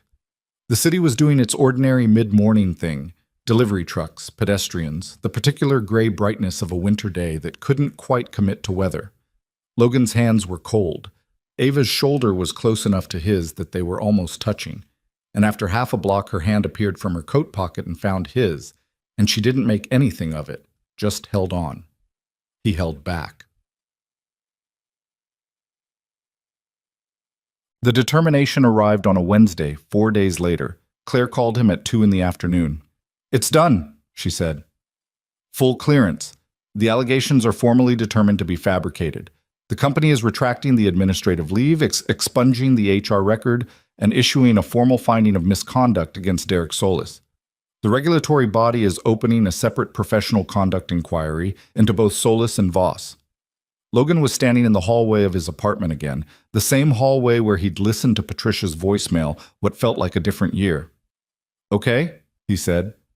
"That's it? Okay?" "I mean," he stopped.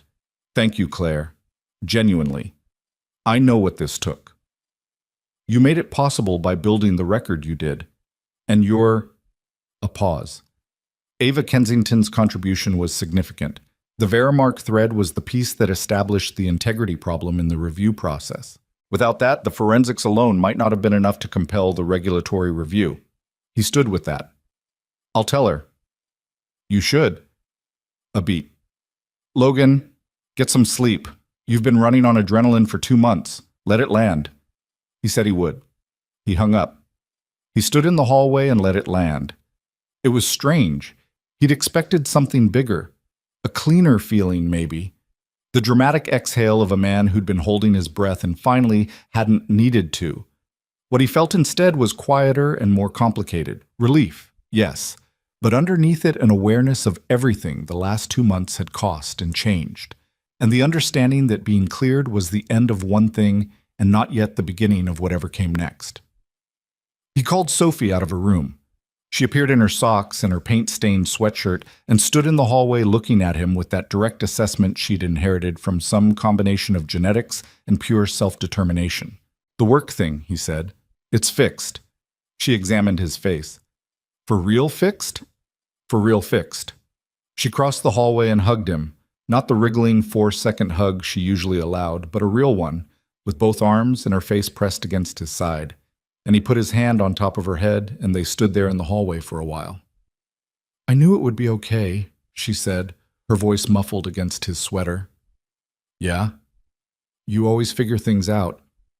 He thought about the 8 weeks of it, the forensics and the hearing and the communication logs, and Ava finding the Verimark thread, and Claire's careful, relentless assembly of everything into something a formal process would accept. He thought about Marcus telling him he was an idiot. He thought about his own late, partial, imperfect honesty, and the cost it had almost levied. "I had a lot of help this time," he said. Sophie pulled back and looked up at him. "That's okay too," she said, as if this were obvious. "You're not supposed to do everything by yourself." He looked at his daughter, 6 years old, paint on her sweatshirt, absolutely certain, and thought that she had learned this lesson significantly faster than he had. "You're right," he said. "You're completely right." She looked satisfied and returned to her room, and Logan stood in the hallway and took out his phone and called Ava. She picked up on the second ring. "It's done," he said. "Full clearance." A silence. Then, quietly, "Good." Claire said the Verimark connection was significant, that it might have been the piece that made the regulatory review possible. "I had good information to work with." "Ava," he leaned against the wall, "you went looking on your own. You didn't have to do that." "I know." "Why did you?" She was quiet for a moment. "Because something didn't add up, and I don't leave things alone when something doesn't add up." A pause. "And because you were worth looking." He didn't say anything for a second. The hallway was very quiet. Sophie's music had started up faintly from her room, something acoustic because it was nearly dinner time, and Sophie had rules about these things. "I have a lot I want to say to you," Logan said, "and I want to say it in person." "I know," Ava said. "I know you do." "Are you free tonight?" "Yes." "I'll come to you." "Okay." Another pause, smaller this time, just a breath. "Logan?" "Yeah." "I'm glad it's done." "Me too," he said. "Me too." He ended the call and stood in the hallway of his apartment with the acoustic guitar drifting faintly from Sophie's room, and the winter evening pressing against the windows. And he thought about everything that had broken in the last 2 months, and everything that had somehow held, and everything he still owed the honesty of saying out loud. He went to get his coat. He drove across the city with the heater running and the radio off. He'd turned the radio off somewhere around the 3rd intersection, not consciously, just the way you remove things when you needed to think without interference. The streets were doing their Wednesday evening thing, the tail end of rush hour, the particular density of a city winding down toward night, and Logan moved through it without impatience, which was unusual for him, because he was a man who was normally aware of time in the background of everything he did. Tonight he wasn't in a hurry, not because he didn't have things to say, but because he needed to get them right, and getting them right required arriving without the adrenaline of urgency. He'd spent enough of the last 2 months in crisis mode that his body had started treating urgency as the default state. He wanted to walk into Ava's apartment as something other than a man managing a situation. He found parking 2 blocks from her building and sat in the car for a minute. He thought about what he was going to say. Then he stopped trying to plan it, because planning it was the old habit. The idea that if he controlled the shape of the conversation, he could control the outcome. He'd spent 32 years believing that was wisdom. The last 2 months had made a reasonably thorough argument against it. He got out of the car and walked. Ava answered the door in a gray sweater and reading glasses she immediately took off, which was the first time he'd seen her in reading glasses, and which, for no logical reason, made him feel something specific and tender he didn't have a word for. Her apartment smelled like coffee. The city was visible through the floor-to-ceiling windows spread out behind her in the particular nighttime geometry of downtown. Lit towers, moving traffic, the river catching light in the distance. "Hey," she said. "Hey." She stepped back to let him in. He'd been here twice before, but he still felt the dimensions of the place. Not its size exactly, but the quality of it. The way it was arranged by someone who thought carefully about space and what it did to the people inside it. Clean without being bare. Ordered without being controlled. She'd made tea. 2 cups, already on the coffee table, which meant she'd expected this to be a sitting conversation, and he appreciated that she'd already made the decision so he didn't have to navigate it. They sat. Not across from each other. She'd sat at one end of the couch and left the angle open rather than placing herself opposite him, which was the kind of thing she did that he'd learned to notice. She thought about geometry. "How are you feeling?" she asked. "Strange," he said. "Like I've been holding something very heavy for a long time and someone just took it, but my arms are still in the position of holding it." She nodded. She knew what that was. It takes a while for the body to believe the thing is over. "Yeah." He looked at his hands for a moment. "I need to say some things." "I know. And I need you to let me get through them without stopping me, because if you respond too early, I'll lose the thread and start managing it." The corner of her mouth moved. "Okay." He took a breath. Not a performed breath, just the actual kind. The one you took when you were about to do something that required more of you than you'd planned to spend. "I have spent the majority of my adult life treating honesty as a thing I did in increments," he said, "where I'd give the accurate version of facts but leave out the parts I was afraid of. And I told myself that was being thoughtful, that I was waiting until I had more information, protecting the people I cared about from things they didn't need yet." He stopped. But what it actually was, what I actually was doing, was protecting myself from the specific risk of being fully known by someone and having that not be enough. Ava was very still. "Sophie's mother didn't leave because I wasn't enough," he said. "She left because she wanted a different life. I know that. But I made a decision after that, somewhere below the level of conscious thought, that if I kept enough of myself back, if I kept the difficult parts managed and private, then what I offered would be easier to accept." He looked at her. "And the problem with that is that what you end up offering isn't you. It's a version of you with all the inconvenient parts removed.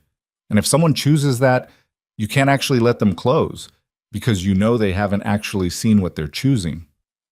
Ava didn't say anything, but her eyes hadn't moved from his face. "I kept the Derek situation from you because I was terrified," he said. "Not of losing the job. I've survived worse than losing a job. I was terrified of losing what we had before it was established enough to survive weight. And what I didn't understand, what took me 2 months of complete destruction to understand, is that keeping it from you didn't protect it. It just meant when everything broke, it broke alone. And alone is a much worse place to have things break than together." He stopped talking. The apartment was quiet. The city moved silently behind the glass. "I'm not finished," he said, "but I want to know if you want me to keep going." Ava looked at him for a long moment. Something was moving through her expression that he couldn't fully read. Not distance, not resistance, but something more internal, like she was putting things in order before she spoke. "Keep going," she said. "I love you," he said. I know the timing of that is not clean, and I know that sitting here on the other side of the worst 2 months of my adult life and saying that probably looks like someone who's had a scare and wants to hold on to something. But I have been carrying that around for a while, and I've been managing it the same way I managed everything else. And I'm done doing that. I love you, and Sophie loves you, and I would very much like to stop handling that alone too." The silence that followed was not empty. It had weight and temperature and the specific quality of a silence that was not the absence of a response, but the presence of someone taking real time with a real thing. Ava set her tea down on the table. She looked at the window for a moment, at the city, and then she looked back at him. "When I ended my last relationship," she said slowly, "the thing I told myself was that I'd chosen wrong, that I'd picked someone because he was compatible on paper, because he moved in the right world, because he understood the surface of my life. And I promised myself the next time I'd be more careful." She paused. What I didn't promise myself was that I'd actually be more open. Because those are different things. Being careful and being open feel like opposites when you're afraid. He waited. I've been afraid too, she said. I didn't tell you that. I showed up and I asked you hard questions, and I spoke my mind, and I let you see me frustrated and uncertain, and I told myself that was openness. But there are things I didn't say. She turned her teacup in her hands. I didn't tell you how scared I was when you called that night. When you said I need to tell you something. I was scared not because I thought you were going to say something terrible, but because I realized in that specific moment that I cared enough that terrible was possible, that you had become someone who could actually hurt me. She looked at him. That's not a position I put myself in often. I've been very deliberate about not putting myself there. I know, he said, and I was angry at you. Genuinely, I was angry. But part of what I was angry about was that you'd already gotten that close without me fully deciding to let you. You'd just gotten there. And then you told me something difficult, and I had to figure out whether I was going to stay in that position or step back, and I didn't know how to do both at the same time. What did you decide? She looked at him steadily. I'm here, Logan. Yeah, he said. You are. I love you too, she said. Not dramatically, just plainly, the way she said things she'd already made her decision about. And I would like to stop being careful about that. Something in him that had been held at a particular tension for a very long time released, not with noise, just quietly, like a breath let out at the end of a long day. He reached across the couch and she met him halfway. And when he kissed her, it was different from the careful first kiss in the car and the streetlight kiss in February.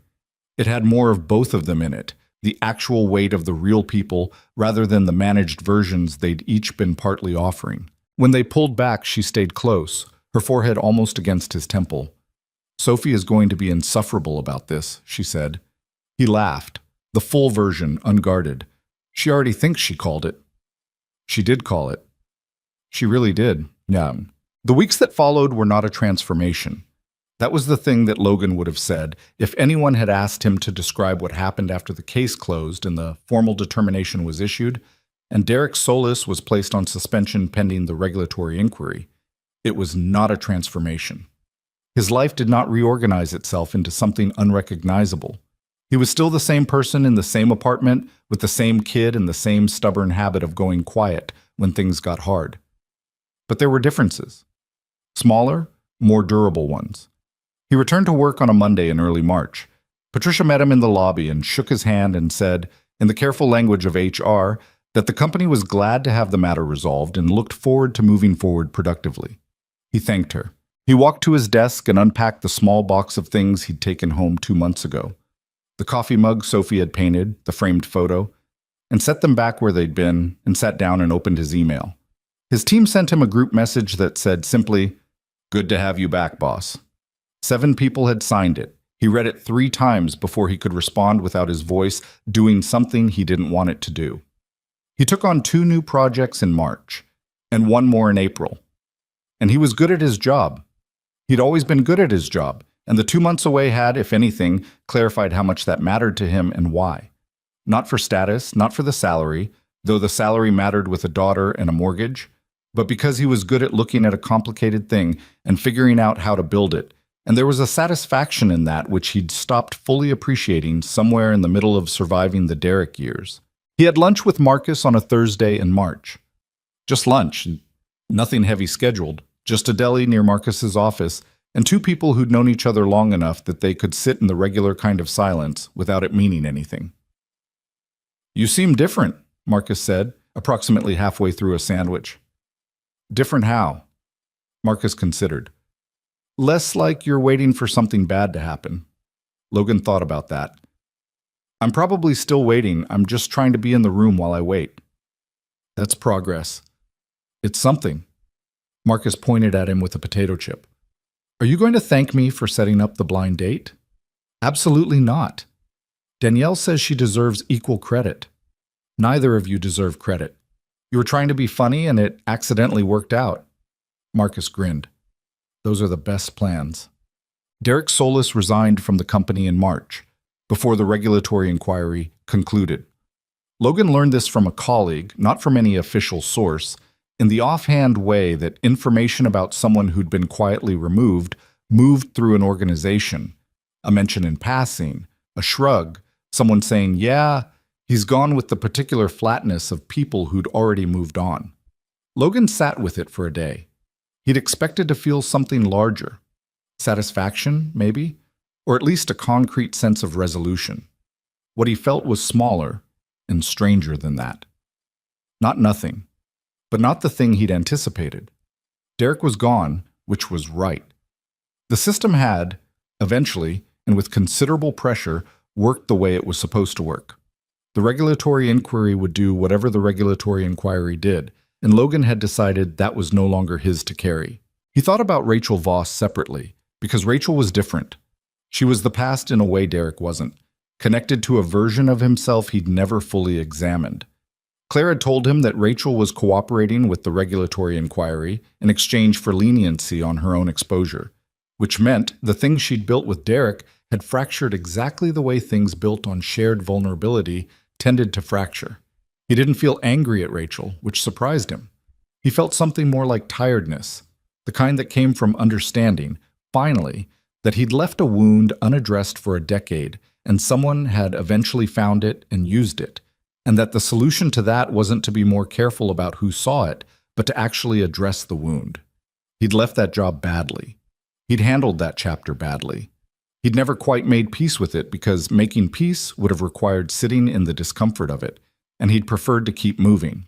He booked 2 sessions with a therapist in April, not because he was in crisis, the crisis was over, but because he'd spent 2 months understanding that he had patterns he couldn't see clearly from inside them, and a person who spent their professional life helping other people see their blind spots seemed like a reasonable investment.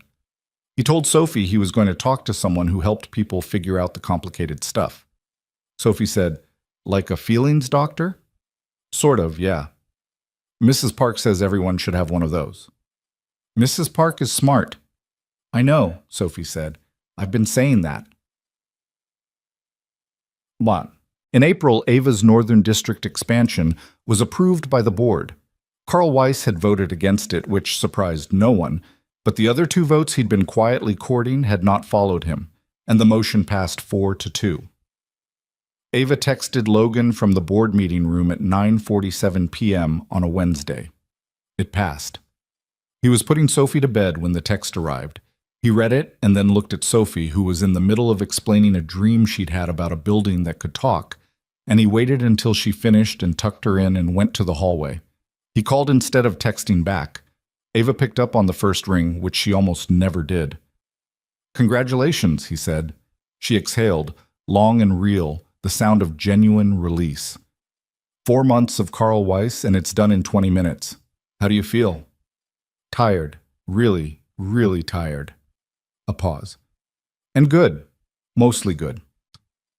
Are you celebrating?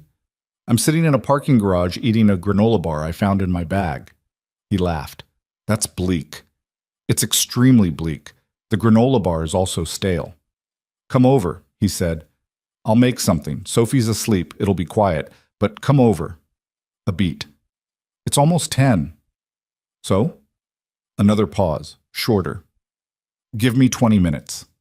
She arrived in 30, still in her work clothes, and he'd made eggs because eggs were the thing you made at 10 p.m. when you had good intentions and limited prep time. And they ate at the kitchen table with the overhead light on and the rest of the apartment dark. And Ava told him about the board meeting in the real version. Not the polished recap she'd give in an interview, but the actual version, with the moment she'd been genuinely uncertain and the moment Carl Weiss had said something that had made her want to stand up, and the moment it had turned. He listened the way she'd listened to him, which was completely, without managing it toward anywhere. Carl's not going to stop, she said. Probably not. He's going to find the next thing. How are you going to handle it? She thought about it. Better than I handled this one. I spent too long trying to address it through back channels instead of directly. I kept thinking if I made the business case strong enough, the politics wouldn't matter. She ate the last of her eggs. Politics always matters. I know that. I just don't like it. Nobody likes it. Some people like it. Those people are exhausting. She smiled. The private one, the real one, the one that only arrived when she wasn't thinking about whether to show it. He'd cataloged that smile over 6 months and could distinguish it from the professional one the way you learn to distinguish sounds in a place you knew well. "Thank you for making eggs at 10 o'clock, she said. "Thank you for the granola bar visual. I needed to appreciate my life more." She threw a paper napkin at him. It was Sophie who first said it out loud, because Sophie had no patience for the unspoken, and she was also, as Logan had long suspected, several steps ahead of everyone around her. They were at the park on Callister Avenue in late April, the three of them, which had become a natural thing in the way that natural things arrived when nobody was making a point of them. And Sophie was on the climbing structure doing the thing on the back that most people didn't know about, while Logan and Ava sat on the bench with coffee. It was warm, the first real warmth of the year, the kind that felt specific and earned after a long winter, the kind that made you want to stay in it. Sophie descended from the climbing structure and walked over and stood in front of them with the directness of someone who had made a decision and was executing it. "Are you two going to be together for real?" she asked. Logan looked at her. "What do you mean, for real?" "Like, actually together, not just seeing each other." She tilted her head. "Because I want to know if I should stop being polite about having opinions or if I should keep being polite." Ava made a sound that was not quite a laugh. "What opinions do you have?" "She likes the furniture arrangement better than yours," Logan said. Sophie pointed at him. "The couch should face the window. It's not complicated." "The couch faces the TV. The window is better." Ava was looking at Sophie with the particular expression she wore when she was genuinely charmed by something and had decided not to hide it. "I agree about the couch," she said. "For the record." Sophie looked satisfied. Then she looked at Logan. "So?" Logan looked at Ava. The park was warm around them, the climbing structure behind Sophie casting a short shadow in the April light. 6 months ago, he'd walked into a restaurant expecting nothing and made a calculation that he was too controlled to admit was a gamble. 2 months ago, he'd watched everything he'd been protecting collapse under the weight of the things he'd kept out of it. "Yeah," he said. "For real." Sophie nodded as if this had been obvious all along and turned back toward the climbing structure. "Good," she said over her shoulder. "Also the couch." Ava looked at him. He looked at her. Something passed between them that didn't need words, which was its own kind of arrival. Two people who had gotten sufficiently real with each other that some things could live in the space between sentences. "The couch is fine where it is," he said. "I'm not going to agree with you about that." "I know. And she's not going to drop it." "I know that too." She leaned slightly toward him, her shoulder against his, and they sat in the April warmth and watched Sophie navigate the structure with complete confidence, calling something down to them that neither of them caught. And it didn't matter, the tone was triumphant, which was enough. There was a conversation Logan had with his therapist in late April that he turned over for a long time afterward. They'd been talking about the pattern, the management habit, the controlled disclosure, the deep-running belief that keeping the difficult parts separate was a form of protection. His therapist, a practical woman named Dr. Yuen, who had an office that smelled like old books and a habit of letting long silences run without discomfort, had asked him when he thought it had started. He'd said his mid-20s, the job, the manager, the delayed report. She'd asked if it was actually earlier than that. He'd sat with that for a while. It was earlier. He knew it when he actually looked.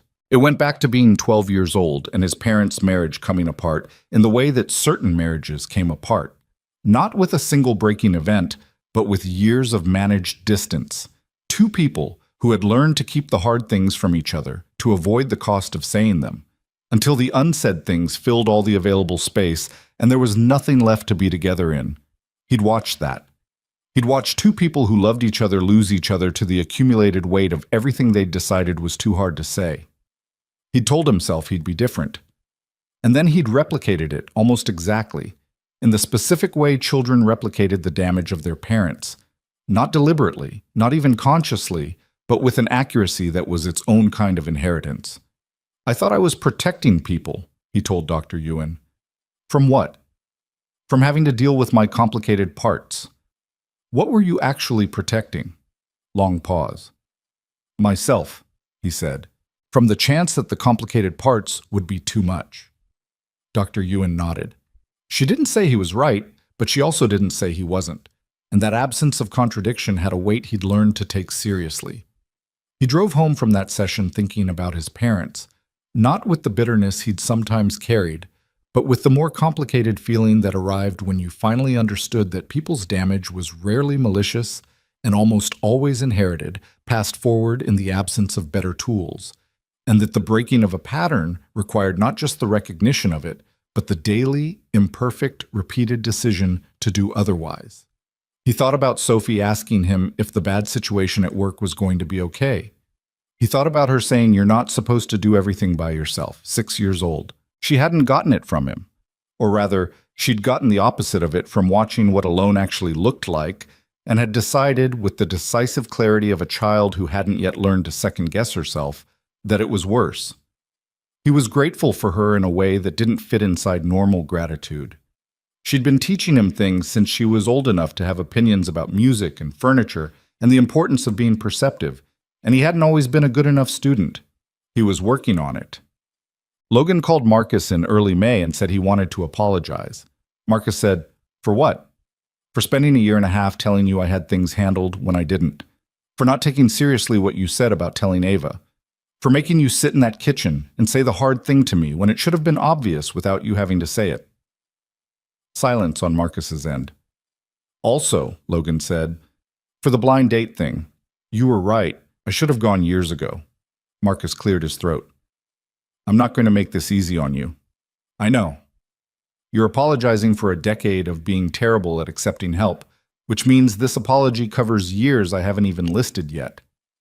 Yeah. It's a lot to process. Take your time." Another pause, then, "I'm glad you figured it out, even as late as you did." A beat.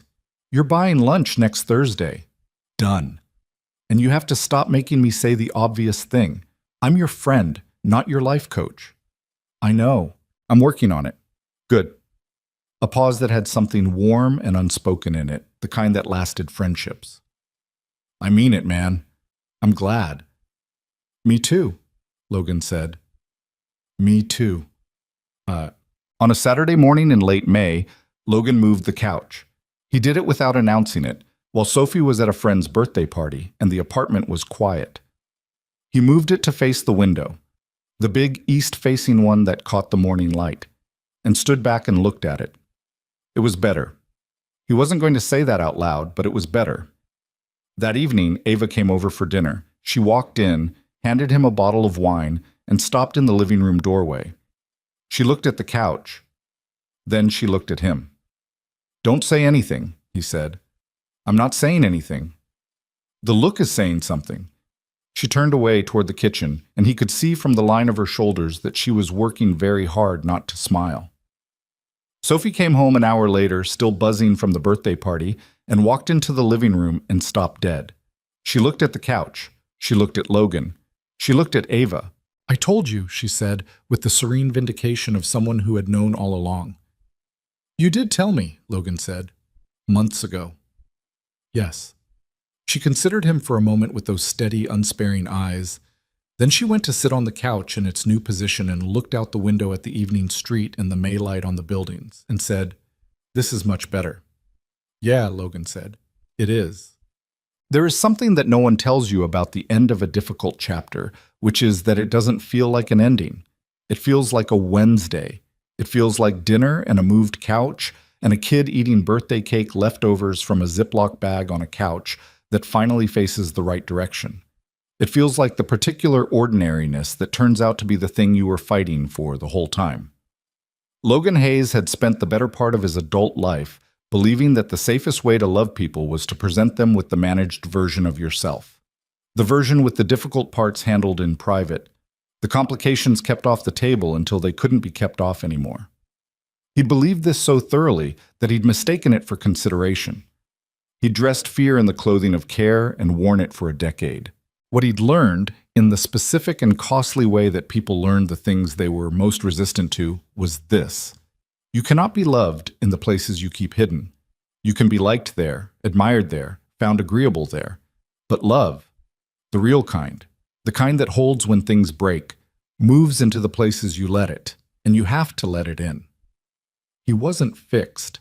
That word didn't really apply to people. He still went quiet sometimes when he should say something.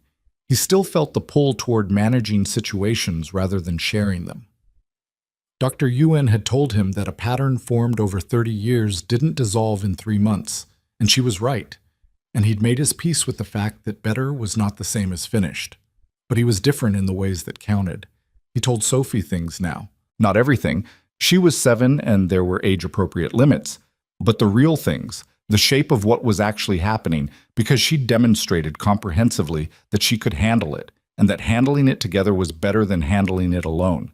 She was going to be a person with high standards for honesty and low tolerance for evasion, and that was partly his doing and partly just who she'd always been, and he was prouder of her than he had language for.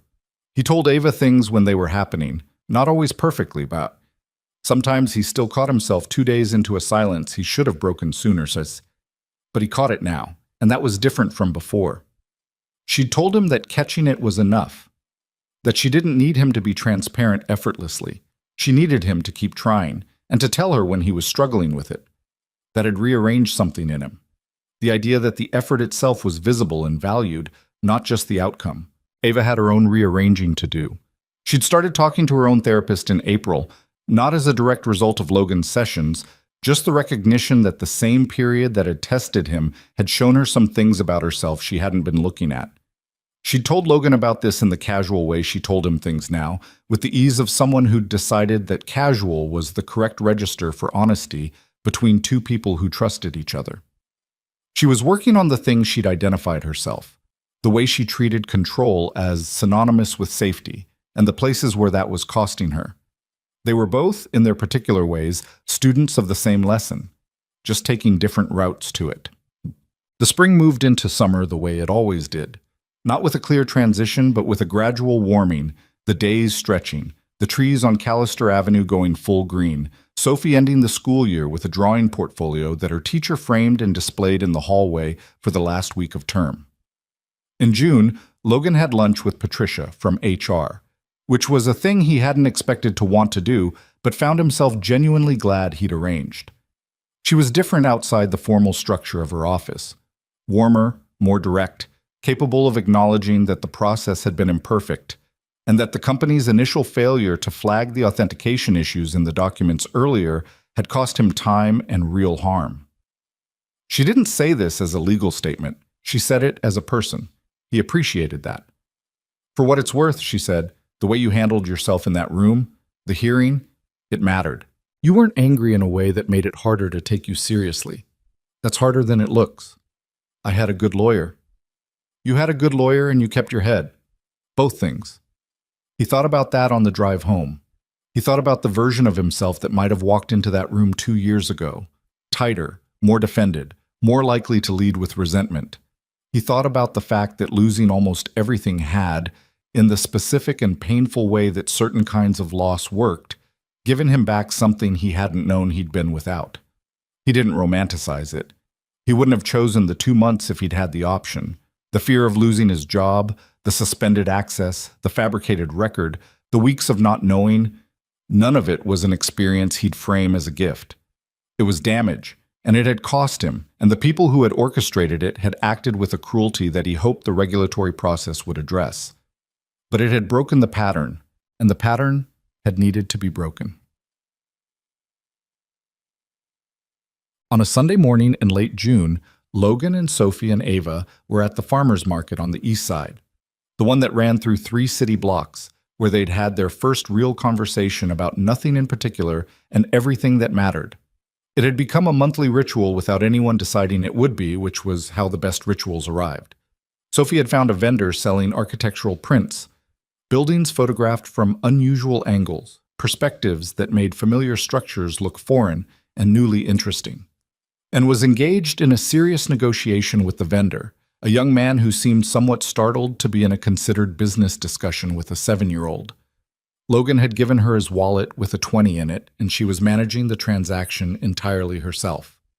He and Ava stood back and watched. "She's going to be extraordinary," Ava said. She already is. I mean in the world, as an adult. She's going to walk into rooms and people are going to feel it. Logan watched his daughter hold the print up and examine it critically and asked the vendor a question about the angle of the shot that the vendor had to actually think about before answering. He thought about the morning he'd found her at the kitchen table with her forehead doing the concentration crease, working on the building design with the windows for the afternoon light. He thought about her asking him if the bad situation was going to be okay, and then making soup because soup helped.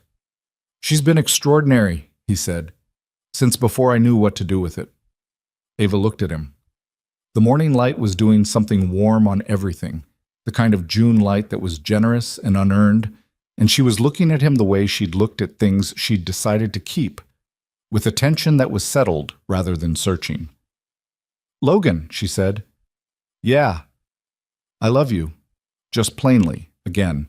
She said it the same way each time, not with fanfare, not with the weight of occasion, just with the simple accuracy of a true statement delivered by someone who'd decided it was worth delivering. He looked at her. At the market around them, at Sophie currently completing her transaction with visible satisfaction, at the June morning and the warmth of it, and the river visible at the end of the block doing something silver in the light. He thought about the blind date he'd almost canceled. He thought about the corner booth at Callaway's, and the woman who'd arrived and poured her own water with the same practicality he'd used 30 seconds before. He thought about 2.5 hours becoming the longest he'd gone without checking his phone in years, and the walk to his car in which he'd made himself not look back, and the Wednesday text that had started with, "Are you free Saturday afternoon?" He thought about all the ways it could have not happened, the joke that wasn't supposed to work out, the two people who were not supposed to be compatible with each other's lives, who had sat down across from each other anyway, and refused to leave. "I love you too," he said. "Still. More, actually." She smiled. The real one, the private one. And he held on to that. He had gotten very good at holding on to the real things. Sophie appeared beside them, print tucked under her arm, and handed Logan his wallet with the careful accounting of a 7-year-old who had managed a transaction correctly and wanted this acknowledged. "I got $3 change," she said. "Good negotiating." She held the print up. It was a photograph of a building taken from below, the lines of it converging toward a sky that was impossibly blue. "I'm going to design something like this someday," she said. "I believe that completely," Ava said. Sophie looked at the print for another moment, satisfied, and then looked at the market around her. "Can we get the pastries now?" "We can get the pastries," Logan said. She walked ahead, already navigating toward the bakery stall with the confidence of someone who knew exactly where she was going. He and Ava followed. The morning was warm and ordinary and completely, quietly, enough.